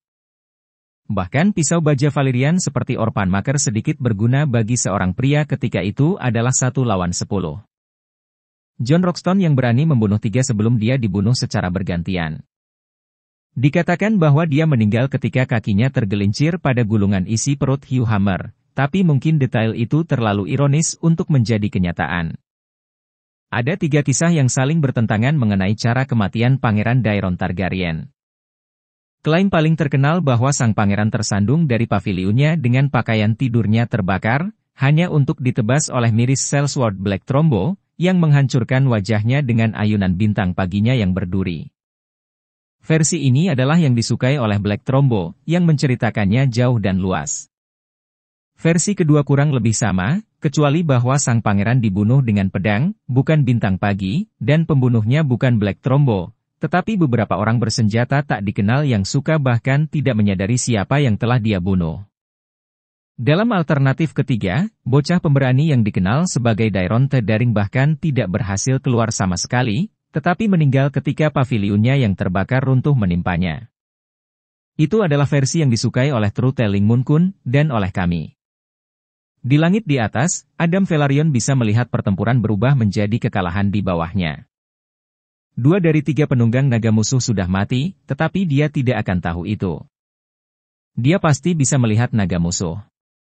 Tanpa rantai, mereka ditahan di luar tembok kota, bebas terbang dan berburu sesuka mereka. Silverwing dan Vermithor sering melingkar satu sama lain di ladang selatan Tumbleton, sementara Tessarion tidur dan makan di kamp Pangeran Daeron di sebelah barat kota, tidak 100 meter dari pavilionnya. Naga adalah makhluk api dan darah, dan ketiganya terbangun saat pertempuran berkembang di sekitar mereka. Seorang crossbowman melepaskan petir di Silverwing, kami diberitahu, dan ksatria berkuda Tuoskore menutup Vermithor dengan pedang dan tombak dan kapak, berharap untuk mengirim binatang itu sementara dia masih setengah tertidur dan di tanah. Mereka membayar kebodohan itu dengan nyawa mereka. Di tempat lain di lapangan, Tessarion melemparkan dirinya ke udara, menjerit dan menyemburkan api, dan Adam Velaryon mengubah Seasmoke untuk menemuinya. Sisik naga sebagian besar, meskipun tidak seluruhnya, tahan terhadap api, mereka melindungi daging dan otot yang lebih rentan di bawahnya.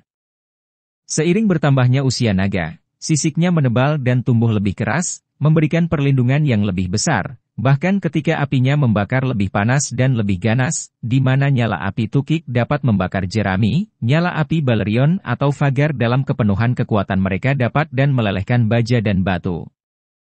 Ketika dua naga bertemu dalam pertempuran fana, oleh karena itu, mereka akan sering menggunakan senjata selain nyala api mereka, cakar hitam seperti besi, panjang pedang, dan setajam pisau cukur, rahang begitu kuat sehingga mereka dapat berderak bahkan melalui pelat baja ksatria. Ekor seperti cambuk yang pukulan cambukannya telah dikenal untuk menghancurkan gerobak menjadi serpihan, mematahkan tulang belakang destrier berat, dan mengirim orang-orang terbang 50 kaki di udara. Pertempuran antara Tessarion dan Seasmoke berbeda. Sejarah menyebut perjuangan antara Raja Aegon II dan saudara tirinya Rhaenyra sebagai tarian naga, tetapi hanya di Tumbleton naga benar-benar menari. Tessarion dan Seasmoke adalah naga muda, lebih gesit di udara daripada kerabat mereka yang lebih tua. Berkali-kali mereka bergegas satu sama lain, hanya untuk memiliki satu atau yang lain membelok pada saat terakhir. Melonjak seperti elang, membungkuk seperti elang, mereka berputar-putar, membentak dan mengaum, menyemburkan api, tetapi tidak pernah menutup. Suatu ketika, Ratu Biru menghilang ke dalam tumpukan awan, hanya untuk muncul kembali sesaat kemudian, menyelam di Seasmoke dari belakang untuk menghanguskan ekornya dengan semburan api kobalt. Sementara itu, Seasmoke berguling dan membelok dan berputar. Suatu saat dia akan berada di bawah musuhnya, dan tiba-tiba dia akan berputar di langit dan datang di belakangnya. Semakin tinggi kedua naga itu terbang, ketika ratusan orang menyaksikan dari atap Tumbleton. Salah satunya mengatakan sesudahnya bahwa penerbangan Thessarion dan Seasmoke tampak lebih banyak tarian kawin daripada pertempuran. Mungkin itu. Tarian berakhir ketika Vermithor bangkit menderu ke langit. Hampir 100 tahun dan sebesar dua naga muda disatukan, naga perunggu dengan sayap coklat besar sedang marah saat dia terbang, dengan darah berasap dari selusin luka. Tanpa penunggang, dia tidak tahu teman dari musuh, jadi dia melepaskan amarahnya pada semua, meludahkan api ke kanan dan kiri, berbalik dengan kejam pada siapapun yang berani melemparkan tombak ke arahnya. Seorang satria mencoba melarikan diri di hadapannya, hanya untuk membuat Vermithor menyambarnya di rahangnya, bahkan ketika kudanya berlari kencang. Lord Piper dan Deadings duduk bersama di atas gedung rendah, terbakar dengan pengawal mereka, pelayan, dan perisai bersumpah ketika Bransfury kebetulan memperhatikan mereka. Sesaat kemudian, Seasmoke menimpanya. Sendirian dari 4 naga di lapangan hari itu, Seasmoke memiliki seorang penunggang. Ser Adam Velaryon datang untuk membuktikan kesetiaannya dengan menghancurkan 2 pengkhianat dan naga mereka, dan di sini ada 1 di bawahnya, menyerang orang-orang yang telah bergabung dengannya untuk pertarungan ini. Dia pasti merasa berkewajiban untuk melindungi mereka, meskipun pasti dia tahu di dalam hatinya bahwa Seasmoke-nya tidak bisa menandingi naga yang lebih tua.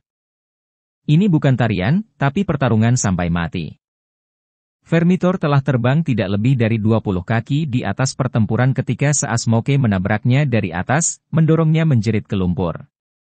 Pria dan anak laki-laki berlari ketakutan atau hancur ketika kedua naga berguling dan merobek satu sama lain. Ekor patah dan sayap berdetak di udara, tetapi binatang buas itu begitu terjerat sehingga tidak ada yang bisa membebaskan diri. Benjicot Blackwood menyaksikan perjuangan dari atas kudanya 50 meter jauhnya. Ukuran dan berat Vermithor terlalu banyak untuk dihadapi Seasmoke. Lord Blackwood memberitahu Grand Maester Munkun bertahun-tahun kemudian, dan dia pasti akan mencabik-cabik naga Silver Grey itu, jika Thessarion tidak jatuh dari langit pada saat itu juga untuk bergabung dalam pertarungan. Siapa yang bisa tahu hati naga? Apakah haus darah sederhana yang mendorong Ratu Biru untuk menyerang? Apakah naga betina datang untuk membantu salah satu pejuang? Jika ya, yang mana? Beberapa orang akan mengklaim bahwa ikatan antara naga dan penunggang naga berjalan begitu dalam sehingga binatang itu berbagi cinta dan benci tuannya. Tapi siapa sekutu di sini, dan siapa musuhnya? Apakah naga tanpa penunggang mengenal teman dari musuh? Kita tidak akan pernah tahu jawaban atas pertanyaan-pertanyaan itu. Semua sejarah memberitahu kita adalah bahwa 3 naga bertarung di tengah-tengah lumpur dan darah dan asap Secon Tumbleton. Seasmoke adalah yang pertama mati, ketika Vermithor mengunci giginya ke lehernya dan merobek kepalanya. Setelah itu naga perunggu mencoba terbang dengan hadiahnya masih di rahangnya, tetapi sayapnya yang compang-camping tidak bisa mengangkat berat badannya. Setelah beberapa saat, dia pingsan dan mati. Thessarion, Ratu Biru, bertahan hingga matahari terbenam. 3 kali dia mencoba untuk mendapatkan kembali langit, dan 3 kali gagal. Menjelang sore dia tampak kesakitan, jadi Lord Blackwood memanggil pemanah terbaiknya, seorang longbowan yang dikenal sebagai Billy Burley, yang mengambil posisi 100 meter jauhnya, di luar jangkauan api naga yang sekarat, dan mengirim 3 poros ke matanya saat dia terbaring tak berdaya di tanah. Menjelang senja, pertempuran selesai. Meskipun para penguasa sungai kehilangan kurang dari 100 orang, sementara menebas lebih dari 1.000 orang dari Old Town dan Ridge, Secon Tumbleton tidak dapat dianggap sebagai kemenangan penuh bagi para penyerang, karena mereka gagal merebut kota. Dinding Tumbleton masih utuh, dan begitu orang-orang raja jatuh kembali ke dalam dan menutup gerbang mereka, pasukan ratu tidak memiliki cara untuk membuat pelanggaran, kekurangan peralatan pengepungan dan naga. Meski begitu, mereka melakukan pembantaian besar-besaran pada musuh mereka yang bingung dan tidak terorganisir, membakar tenda mereka, membakar atau menangkap hampir semua gerobak, makanan ternak, dan perbekalan mereka, berangkat dengan 3/4 kuda perang mereka, membunuh pangeran mereka, dan mengakhiri 2 naga raja. Saat bulan terbit, para penguasa sungai meninggalkan ladang ke burung gagak bangkai, memudar kembali ke perbukitan. Salah satu dari mereka, bocah Ben Blackwood, membawa serta tubuh Ser Adam Velaryon yang rusak, ditemukan tewas di samping naganya. Tulang-tulangnya akan beristirahat di Raventray Hall selama 8 tahun, tetapi pada tahun 138 AC saudaranya, Alin, akan mengembalikannya ke Driftmark dan dimakamkan di Hull, kota kelahirannya. Di makamnya terukir satu kata, setia. Huruf-huruf hiasannya didukung oleh ukiran kuda laut dan tikus. Pada pagi hari setelah pertempuran, penakluk Tumbleton melihat keluar dari tembok kota untuk menemukan musuh mereka pergi. Orang mati berserakan di sekitar kota, dan di antara mereka tergeletak bangkai 3 naga. Satu yang tersisa, Silverwing, tunggangan Ratu Baik Alysanne di masa lalu, telah terbang ke langit saat pembantaian dimulai, mengitari medan perang selama berjam-jam, membubung di atas angin panas yang naik dari api di bawah. Baru setelah gelap dia turun, untuk mendarat di samping sepupunya yang terbunuh. Kemudian, penyanyi akan menceritakan bagaimana dia 3 kali mengangkat sayap Vermithor dengan hidungnya, seolah-olah membuatnya terbang lagi, tetapi ini paling seperti dongeng. Matahari terbit akan menemukannya mengepak lesu di lapangan, memakan sisa-sisa kuda, manusia, dan lembu yang terbakar. 8 dari 13 Caltrop terbaring mati, di antaranya Lord Owen Fossoway, Mark Ambrose, dan Bold John Roxton. Richard Rodden telah mengambil panah ke leher dan akan mati keesokan harinya. 4 dari komplotan tetap ada, di antaranya Sir Hobart Hightower dan Lord Unwin Paake. Dan meskipun Hart Hugh Hammer telah meninggal, dan mimpinya menjadi raja bersamanya, pengkhianat kedua tetap ada. Ulfwhite terbangun dari tidurnya yang mabuk untuk menemukan dirinya sebagai penunggang naga terakhir, dan memiliki naga terakhir.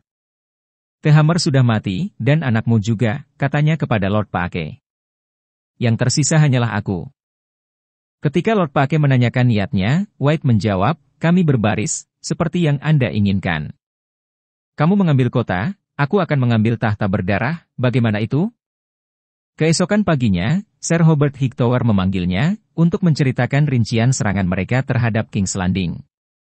Dia membawa bersamanya 2 tong anggur sebagai hadiah, 1 dari Dornish merah dan 1 dari emas Arbor. Meskipun Ulf Tesot belum pernah mencicipi anggur yang tidak disukainya, dia dikenal menyukai vintage yang lebih manis.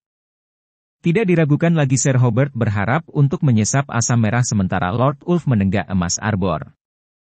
Namun sesuatu tentang sikap Hightower, dia berkeringat dan tergagap dan terlalu hangat setengahnya, pengawal yang melayani mereka bersaksi kemudian, menusuk kecurigaan White. Dengan waspada, dia memerintahkan agar Dornish Red disisihkan untuk nanti, dan memaksa Sir Hobart berbagi emas Arbor dengannya. Sejarah tidak banyak berbicara tentang Sir Hobart Hightower, tetapi tidak ada orang yang bisa mempertanyakan cara kematiannya. Daripada mengkhianati sesama Caltrop, dia membiarkan pengawal mengisi cangkirnya, minum dalam-dalam, dan meminta lebih banyak. Begitu dia melihat Hightower minum, Ulf Tesot hidup sesuai dengan namanya, meletakkan 3 cangkir sebelum dia mulai menguap. Racun dalam anggur itu lembut. Ketika Lord Ulf pergi tidur, tidak pernah bangun, Sir Hobart meluncur berdiri dan mencoba membuat dirinya mundur, tetapi terlambat. Jantungnya berhenti dalam 1 jam. Tidak ada orang yang pernah takut pada pedang Sir Hobart, kata Musroom tentang dia, tetapi cangkir anggurnya lebih mematikan daripada baja Valyrian. Setelah itu, Lord Unwin Paake menawarkan 1000 naga emas kepada setiap ksatria kelahiran bangsawan yang bisa mengklaim Silverwing. 3 pria maju. Ketika yang pertama lengannya robek dan yang kedua terbakar sampai mati, orang ketiga mempertimbangkan kembali. Pada saat itu pasukan Paake, sisa-sisa tuan rumah besar yang dipimpin Pangeran Daeron dan Lord Ormond Hightower jauh-jauh dari Old Town, hancur berkeping-keping, ketika para desertir melarikan diri dari Tumbleton dengan skor dengan semua penjarahan yang bisa mereka bawa. Membungkuk untuk kalah, Lord Unwin memanggil tuan dan serjaannya dan memerintahkan mundur.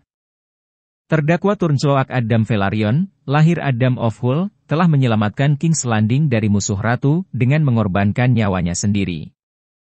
Namun Ratu tidak tahu apa-apa tentang keberaniannya. Penerbangan Rhaenyra dari King's Landing telah dilanda kesulitan.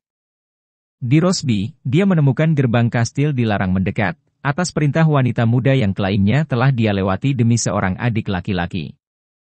Castellan Lord Stokeworth muda memberinya keramahan, tetapi hanya untuk 1 malam. Mereka akan datang untukmu, dia memperingatkan Ratu, dan aku tidak memiliki kekuatan untuk melawan mereka. Setengah dari jubah emasnya ditinggalkan di jalan, dan suatu malam kemahnya diserang oleh orang-orang yang rusak. Meskipun para ksatrianya mengalahkan para penyerang, Sir Balon BRCH jatuh oleh panah, dan Sir Lionel Bentley, seorang ksatria muda Queensguard, menderita pukulan di kepala yang mematahkan helmnya. Dia tewas mengoceh keesokan harinya. Ratu mendesak ke arah Duskendale. House Darklin telah menjadi salah satu pendukung terkuat Rhaenyra, tetapi biaya kesetiaan itu tinggi.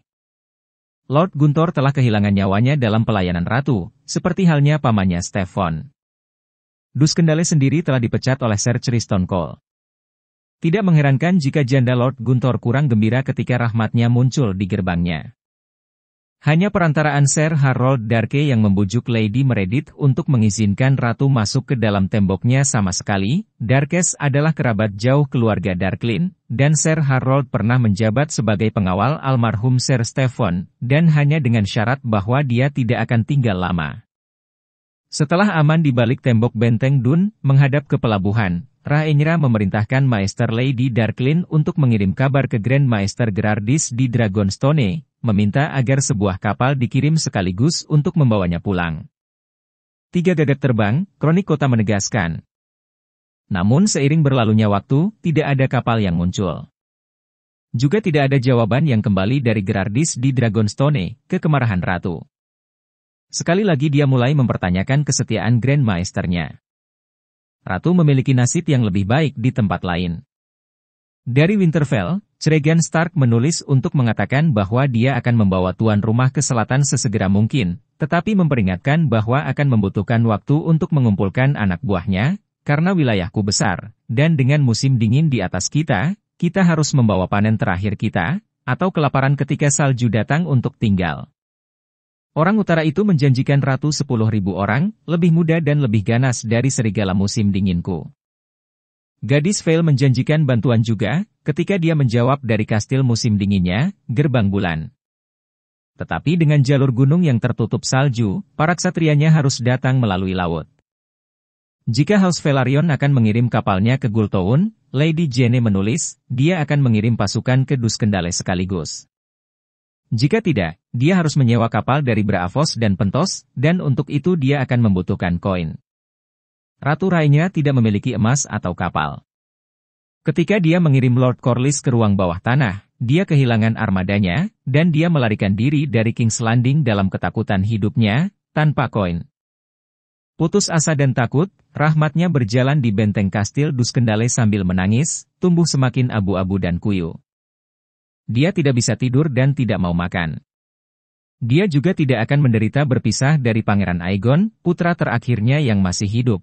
Siang dan malam, bocah itu tetap di sisinya, seperti bayangan pucat kecil. Ketika Lady Meredith menjelaskan bahwa ratu telah memperpanjang sambutannya, Rhaenyra terpaksa menjual mahkotanya untuk mengumpulkan koin untuk membeli bagian pada pedagang Braavosi, Violande.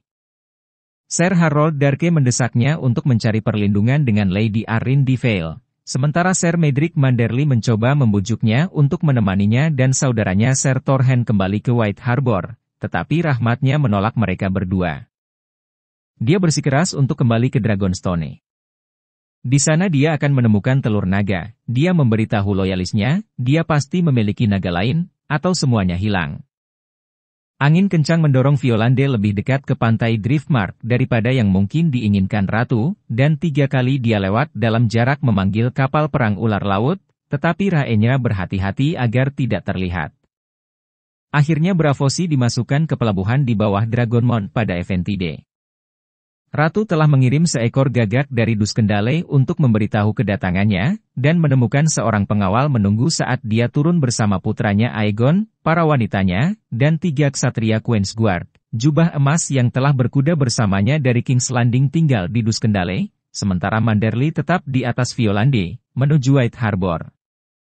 Hujan turun ketika rombongan ratu tiba di darat, dan hampir tidak ada wajah yang terlihat di sekitar pelabuhan.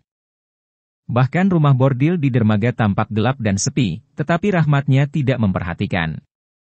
Sakit dalam tubuh dan jiwa, hancur oleh pengkhianatan, Rhaenyra Targaryen hanya ingin kembali ke tempat duduknya sendiri, di mana dia membayangkan bahwa dia dan putranya akan aman. Sedikit yang ratu tahu bahwa dia akan menderita pengkhianatan terakhir dan paling menyedihkan. Pengawalnya, 40 kuat, diperintahkan oleh Sir Alfred Broome, salah satu orang yang tertinggal ketika Rhaenyra telah meluncurkan serangannya ke King's Landing. Broome adalah ksatria paling senior di Dragonstone, setelah bergabung dengan garnisun pada masa pemerintahan Raja Tua.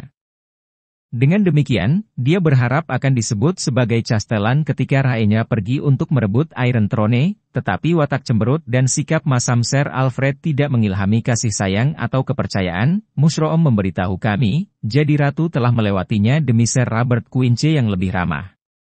Ketika Rhaenyra bertanya mengapa Sir Robert tidak datang menemuinya, Sir Alfred menjawab bahwa ratu akan melihat teman gemuk kita di kastil. Dan dia melakukannya, meskipun mayat hangus Quince dibakar tanpa bisa dikenali ketika mereka menemukannya. Hanya dari ukuran tubuhnya mereka mengenalnya, karena Sir Robert sangat gemuk. Mereka menemukannya tergantung di benteng gerbang di samping pelayan Dragonstone, kapten penjaga, Master at Arms, dan kepala serta tubuh bagian atas Grand Maester Gerardis. Segala sesuatu di bawah tulang rusuknya hilang, dan isi perut Grand Maester menjuntai dari dalam perutnya yang robek seperti begitu banyak ular hitam yang terbakar. Darah mengalir dari pipi ratu ketika dia melihat mayat-mayat itu, tetapi Pangeran Aegon muda adalah orang pertama yang menyadari apa artinya. "Ibu, larilah," teriaknya, tapi terlambat. Anak buah Sir Alfred jatuh pada pelindung ratu. Sebuah kapak membelah kepala Sir Harold Darke sebelum pedangnya bisa membersihkan sarungnya, dan Sir Adrian Redford ditikam dari belakang dengan tombak. Hanya Sir Loret Lansdale yang bergerak cukup cepat untuk menyerang pertahanan ratu, menebas dua orang pertama yang datang kepadanya sebelum dibunuh sendiri. Dengan dia meninggal yang terakhir dari Queen's Guard. Ketika Pangeran Aegon menyambar pedang Sir Harold, Sir Alfred menjatuhkan bilahnya dengan jijik. Anak laki-laki, ratu, dan wanita-wanitanya berbaris di ujung tombak melalui gerbang Dragonstone ke bangsal kastil. Di sana, seperti yang dikatakan Mushroom bertahun-tahun kemudian, mereka menemukan diri mereka berhadapan langsung dengan orang mati dan naga yang sekarat.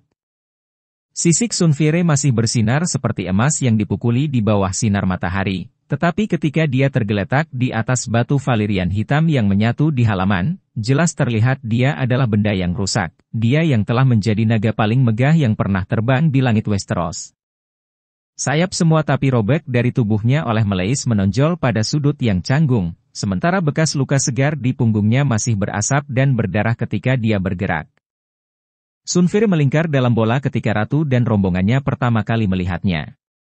Saat dia bergerak dan mengangkat kepalanya, luka besar terlihat di sepanjang lehernya, di mana naga lain telah merobek potongan dari dagingnya. Di perutnya ada tempat-tempat di mana keropeng telah menggantikan sisik, dan di mana mata kanannya seharusnya hanya lubang kosong, berkulit darah hitam. Orang harus bertanya, seperti yang pasti dilakukan Rhaenyra, bagaimana ini bisa terjadi? Kita sekarang tahu lebih banyak dan lebih banyak bahwa ratu tidak. Untuk itu kita harus berterima kasih kepada Grand Maester Munkun, karena truth-telling-nya, sebagian besar didasarkan pada akun Grand Maester Orwyle, yang mengungkapkan bagaimana Aegon II datang ke Dragonstone. Lord Larys Strong Clubfoot, yang membawa raja dan anak-anaknya keluar dari kota ketika naga ratu pertama kali muncul di langit di atas King's Landing. Agar tidak melewati gerbang kota manapun, di mana mereka dapat dilihat dan diingat, Lord Larys memimpin mereka keluar melalui beberapa jalan rahasia Maegor Teruel, yang hanya dia yang tahu. Lord Larys lah yang memutuskan para buronan harus berpisah juga, sehingga bahkan jika salah satu diambil, yang lain mungkin menang bebas. Sir Rickard Thorne diperintahkan untuk mengantarkan Pangeran Maelor yang berusia 2 tahun ke Lord Hightower.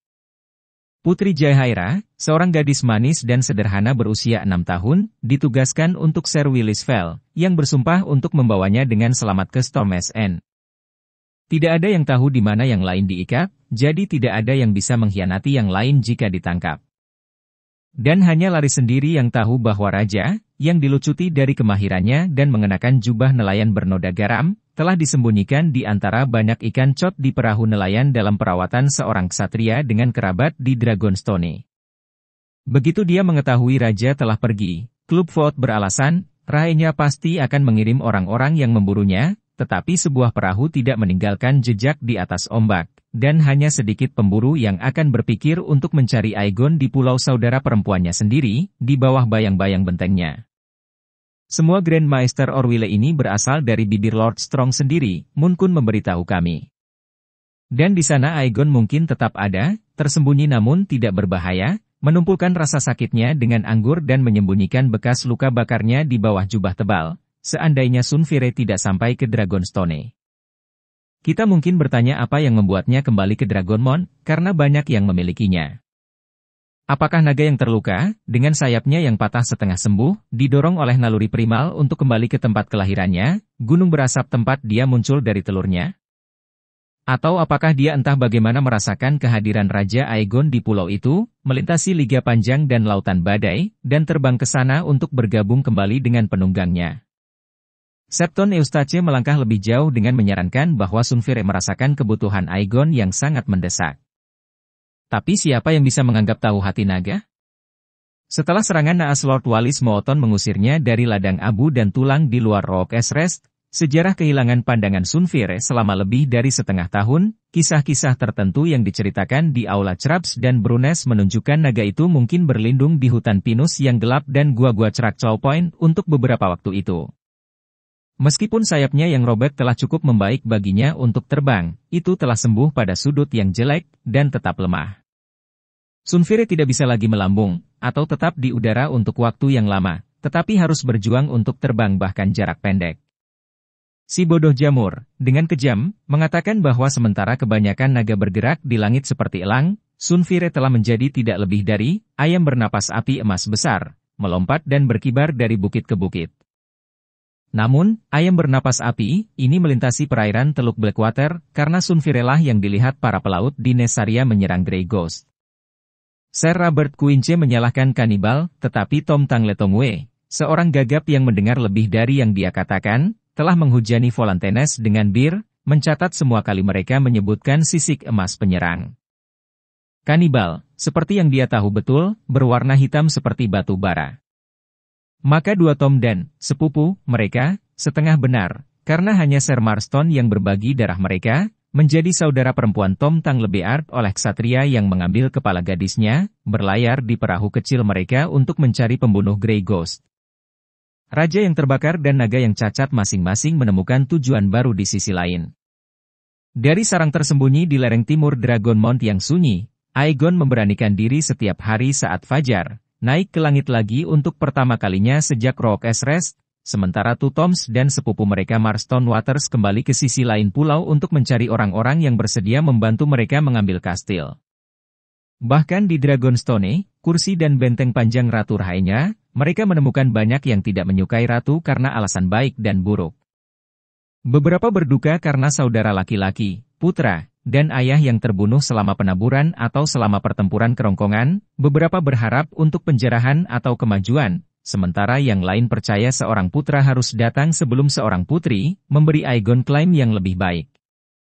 Ratu telah membawa orang-orang terbaiknya bersamanya ke King's Landing.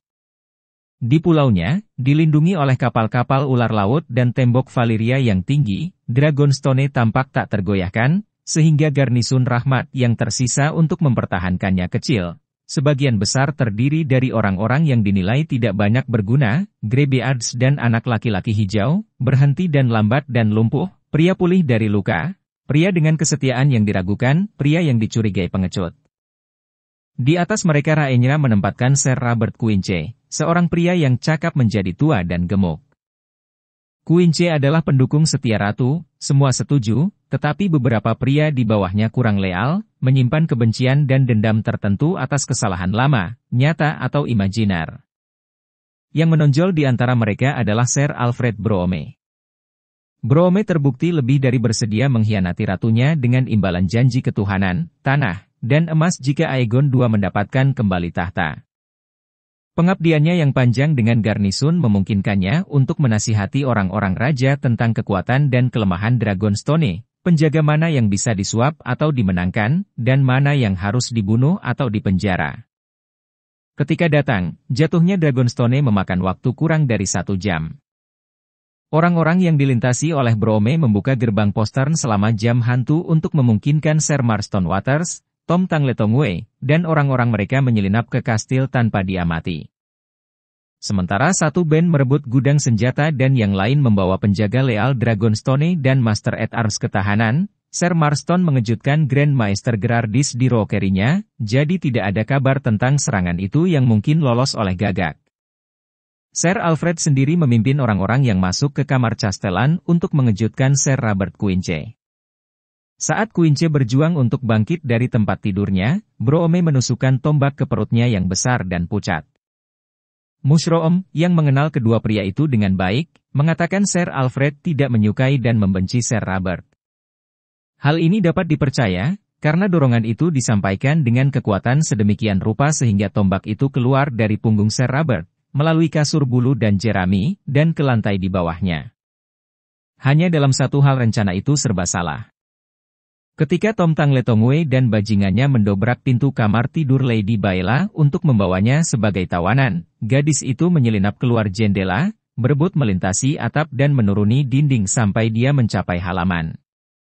Orang-orang raja telah berhati-hati untuk mengirim penjaga untuk mengamankan kandang tempat naga kastil disimpan, tetapi Baela dibesarkan di Dragonstone, dan tahu cara masuk dan keluar yang tidak mereka lakukan. Pada saat pengejarnya menyusulnya, dia sudah melepaskan rantai Moondancer dan mengikatkan pelana padanya. Jadi terjadilah bahwa ketika Raja Aegon II menerbangkan Sunfire di atas puncak asap Dragonmount dan turun, berharap untuk masuk dengan penuh kemenangan ke sebuah kastil dengan aman di tangan anak buahnya sendiri, dengan loyalis ratu dibunuh atau ditangkap, untuk menemuinya bangkit Baela Targaryen, putri Pangeran Daemon oleh Lady Laena. Tak kenal takut seperti ayahnya. Moondancer adalah naga muda, hijau pucat, dengan tanduk dan lambang dan tulang sayap mutiara. Selain sayapnya yang besar, dia tidak lebih besar dari kuda perang, dan beratnya lebih sedikit. Dia sangat cepat, bagaimanapun, dan Sunfire, meskipun jauh lebih besar, masih berjuang dengan sayap cacat dan telah mengambil luka baru dari Grey Ghost. Mereka bertemu di tengah-tengah kegelapan yang datang sebelum fajar, bayangan di langit menerangi malam dengan api mereka. Moondancer menghindari api Sunfire, menghindari rahangnya, melesat di bawah cakarnya yang menggenggam, lalu datang dan menyapu naga yang lebih besar dari atas, membuka luka merokok panjang di punggungnya dan merobek sayapnya yang terluka. Pengamat di bawah mengatakan bahwa Sunfire meluncur mabuk di udara, berjuang untuk tetap tinggi, sementara Moondancer berbalik dan kembali padanya, menyemburkan api. Sunfire menjawab dengan ledakan tungku api emas yang begitu terang sehingga menerangi halaman di bawah seperti matahari kedua, ledakan yang membuat Moondancer penuh di mata. Seperti tidak, naga muda itu dibutakan pada saat itu, namun dia masih terbang, membanting ke Sunfire dalam jalinan sayap dan cakar. Saat mereka jatuh, Moondancer memukul leher Sunfire berulang kali, merobek seteguk daging, sementara naga tua itu menenggelamkan cakarnya ke perutnya. Terbungkus api dan asap, buta dan berdarah, Moondancer mengepakkan sayapnya dengan putus asa ketika dia mencoba melepaskan diri, tetapi semua usahanya adalah memperlambat kejatuhan mereka. Para pengamat di halaman bergegas mencari keselamatan saat naga menabrak batu yang keras, masih bertarung. Di tanah, kecepatan Moondancer terbukti tidak banyak berguna melawan ukuran dan berat Sunfire.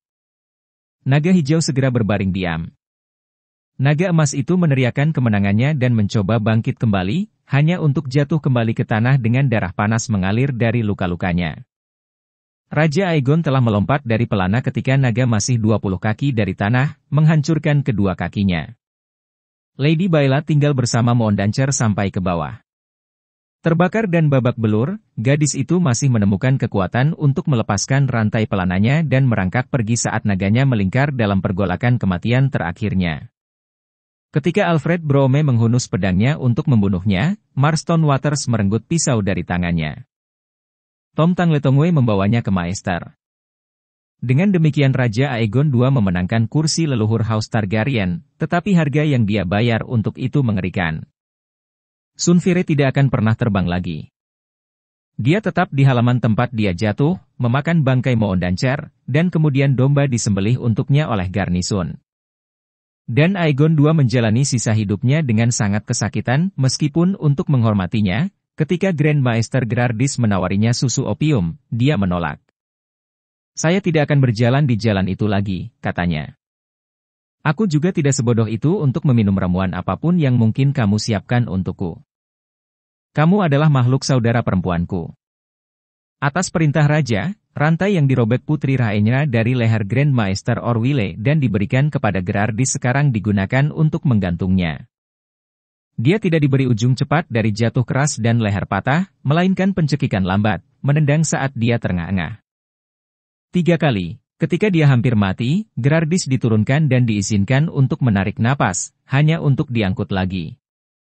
Setelah ketiga kalinya, dia dikeluarkan dari perut dan digantung di depan Sunfire sehingga naga itu bisa berpesta dengan kaki dan jeroannya, tetapi raja memerintahkan agar cukup banyak Grand Maester diselamatkan sehingga dia bisa menyapa adikku yang manis saat dia kembali.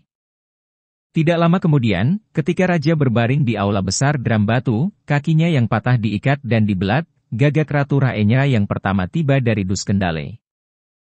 Ketika Aegon mengetahui bahwa saudara tirinya akan kembali ke Violande, dia memerintahkan Ser Alfred Brome untuk menyiapkan sambutan yang cocok untuk kepulangannya. Semua ini diketahui oleh kita sekarang. Tak satu pun dari ini diketahui ratu ketika dia melangkah ke darat ke perangkap kakaknya. Septon Eustace, yang tidak mencintai ratu, memberitahu kita bahwa Rhaenyra tertawa ketika dia melihat kehancuran Sunfire the Golden. Pekerjaan siapa ini? Dia mengatakannya. Kita harus berterima kasih padanya. Mushoom, yang memiliki banyak cinta untuk ratu, menceritakan kisah yang berbeda. Dalam catatannya, Rhaenyra berkata, bagaimana bisa sampai seperti ini? Kedua catatan sepakat bahwa kata-kata berikutnya diucapkan oleh raja. Kakak, serunya dari balkon. Karena tidak dapat berjalan, atau bahkan berdiri, dia telah dibawa ke sana di kursi. Pinggul yang hancur di Rook Esres telah membuat Aegon membungkuk dan terpelintir, wajahnya yang dulu tampan telah menjadi bengkak karena susu opium, dan bekas luka bakar menutupi setengah tubuhnya. Namun Rhaenyra langsung mengenalnya, dan berkata, saudaraku. Aku berharap kamu sudah mati. Setelah kamu, jawab Aegon. Kamu yang lebih tua. Saya senang mengetahui bahwa Anda ingat itu, jawab Rhaenyra. Sepertinya kami adalah tahananmu. Tetapi jangan berpikir bahwa Anda akan menahan kami lama. Tuanku Leal akan menemukanku. Jika mereka mencari 7 neraka, Mayhaps, Raja menjawab, ketika anak buahnya merobek Rhaenyra dari pelukan putranya. Beberapa catatan mengatakan itu adalah Ser Alfred Brome yang memegang lengannya, yang lain menyebut 2 Tom, Tang Lebeard sang ayah dan Tang Letongwe sang putra. Ser Marston Waters juga menjadi saksi, mengenakan jubah putih, karena Raja Aegon telah menamainya sebagai Kingsguard karena keberaniannya.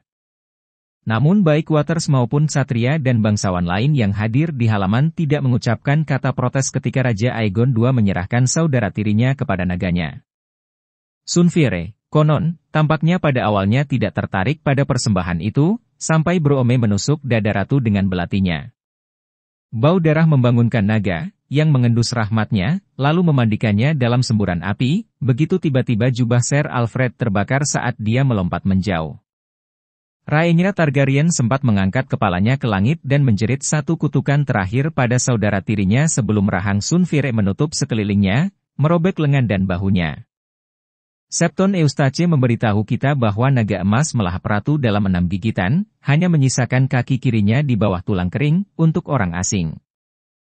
Elinda Masi, yang termuda dan paling lembut dari pelayan wanita Rhaenyra, konon mencungkil matanya sendiri saat melihat pemandangan itu, sementara putra ratu Aegon the Younger menyaksikan dengan ngeri, tidak bisa bergerak. Rhaenyra Targaryen, ratu kesenangan alam dan setengah tahun, berlalu dari selubung air mata ini pada hari ke-22 bulan ke-10 tahun ke-130 setelah penaklukan Aegon. Dia berusia 33 tahun. Ser Alfred Brome berpendapat untuk membunuh Pangeran Aegon juga, tetapi Raja Aegon melarangnya. Hanya 10, bocah itu mungkin belum memiliki nilai sebagai sandera, katanya. Meskipun saudara tirinya sudah meninggal, dia masih memiliki pendukung di lapangan yang harus ditangani sebelum rahmatnya bisa berharap untuk duduk di Iron Throne lagi. Jadi Pangeran Aegon diikat di leher, pergelangan tangan, dan pergelangan kaki, dan dibawa ke ruang bawah tanah di bawah Dragonstone. Para pelayan mendiang ratu, yang lahir sebagai bangsawan, diberi sel di Menara Naga Laut, di sana untuk menunggu tebusan. Waktu untuk bersembunyi sudah selesai, Raja Aegon II menyatakan. Biarkan burung gagak terbang agar kerajaan tahu orang yang berpura-pura sudah mati, dan raja sejati mereka akan pulang untuk merebut kembali tahta ayahnya.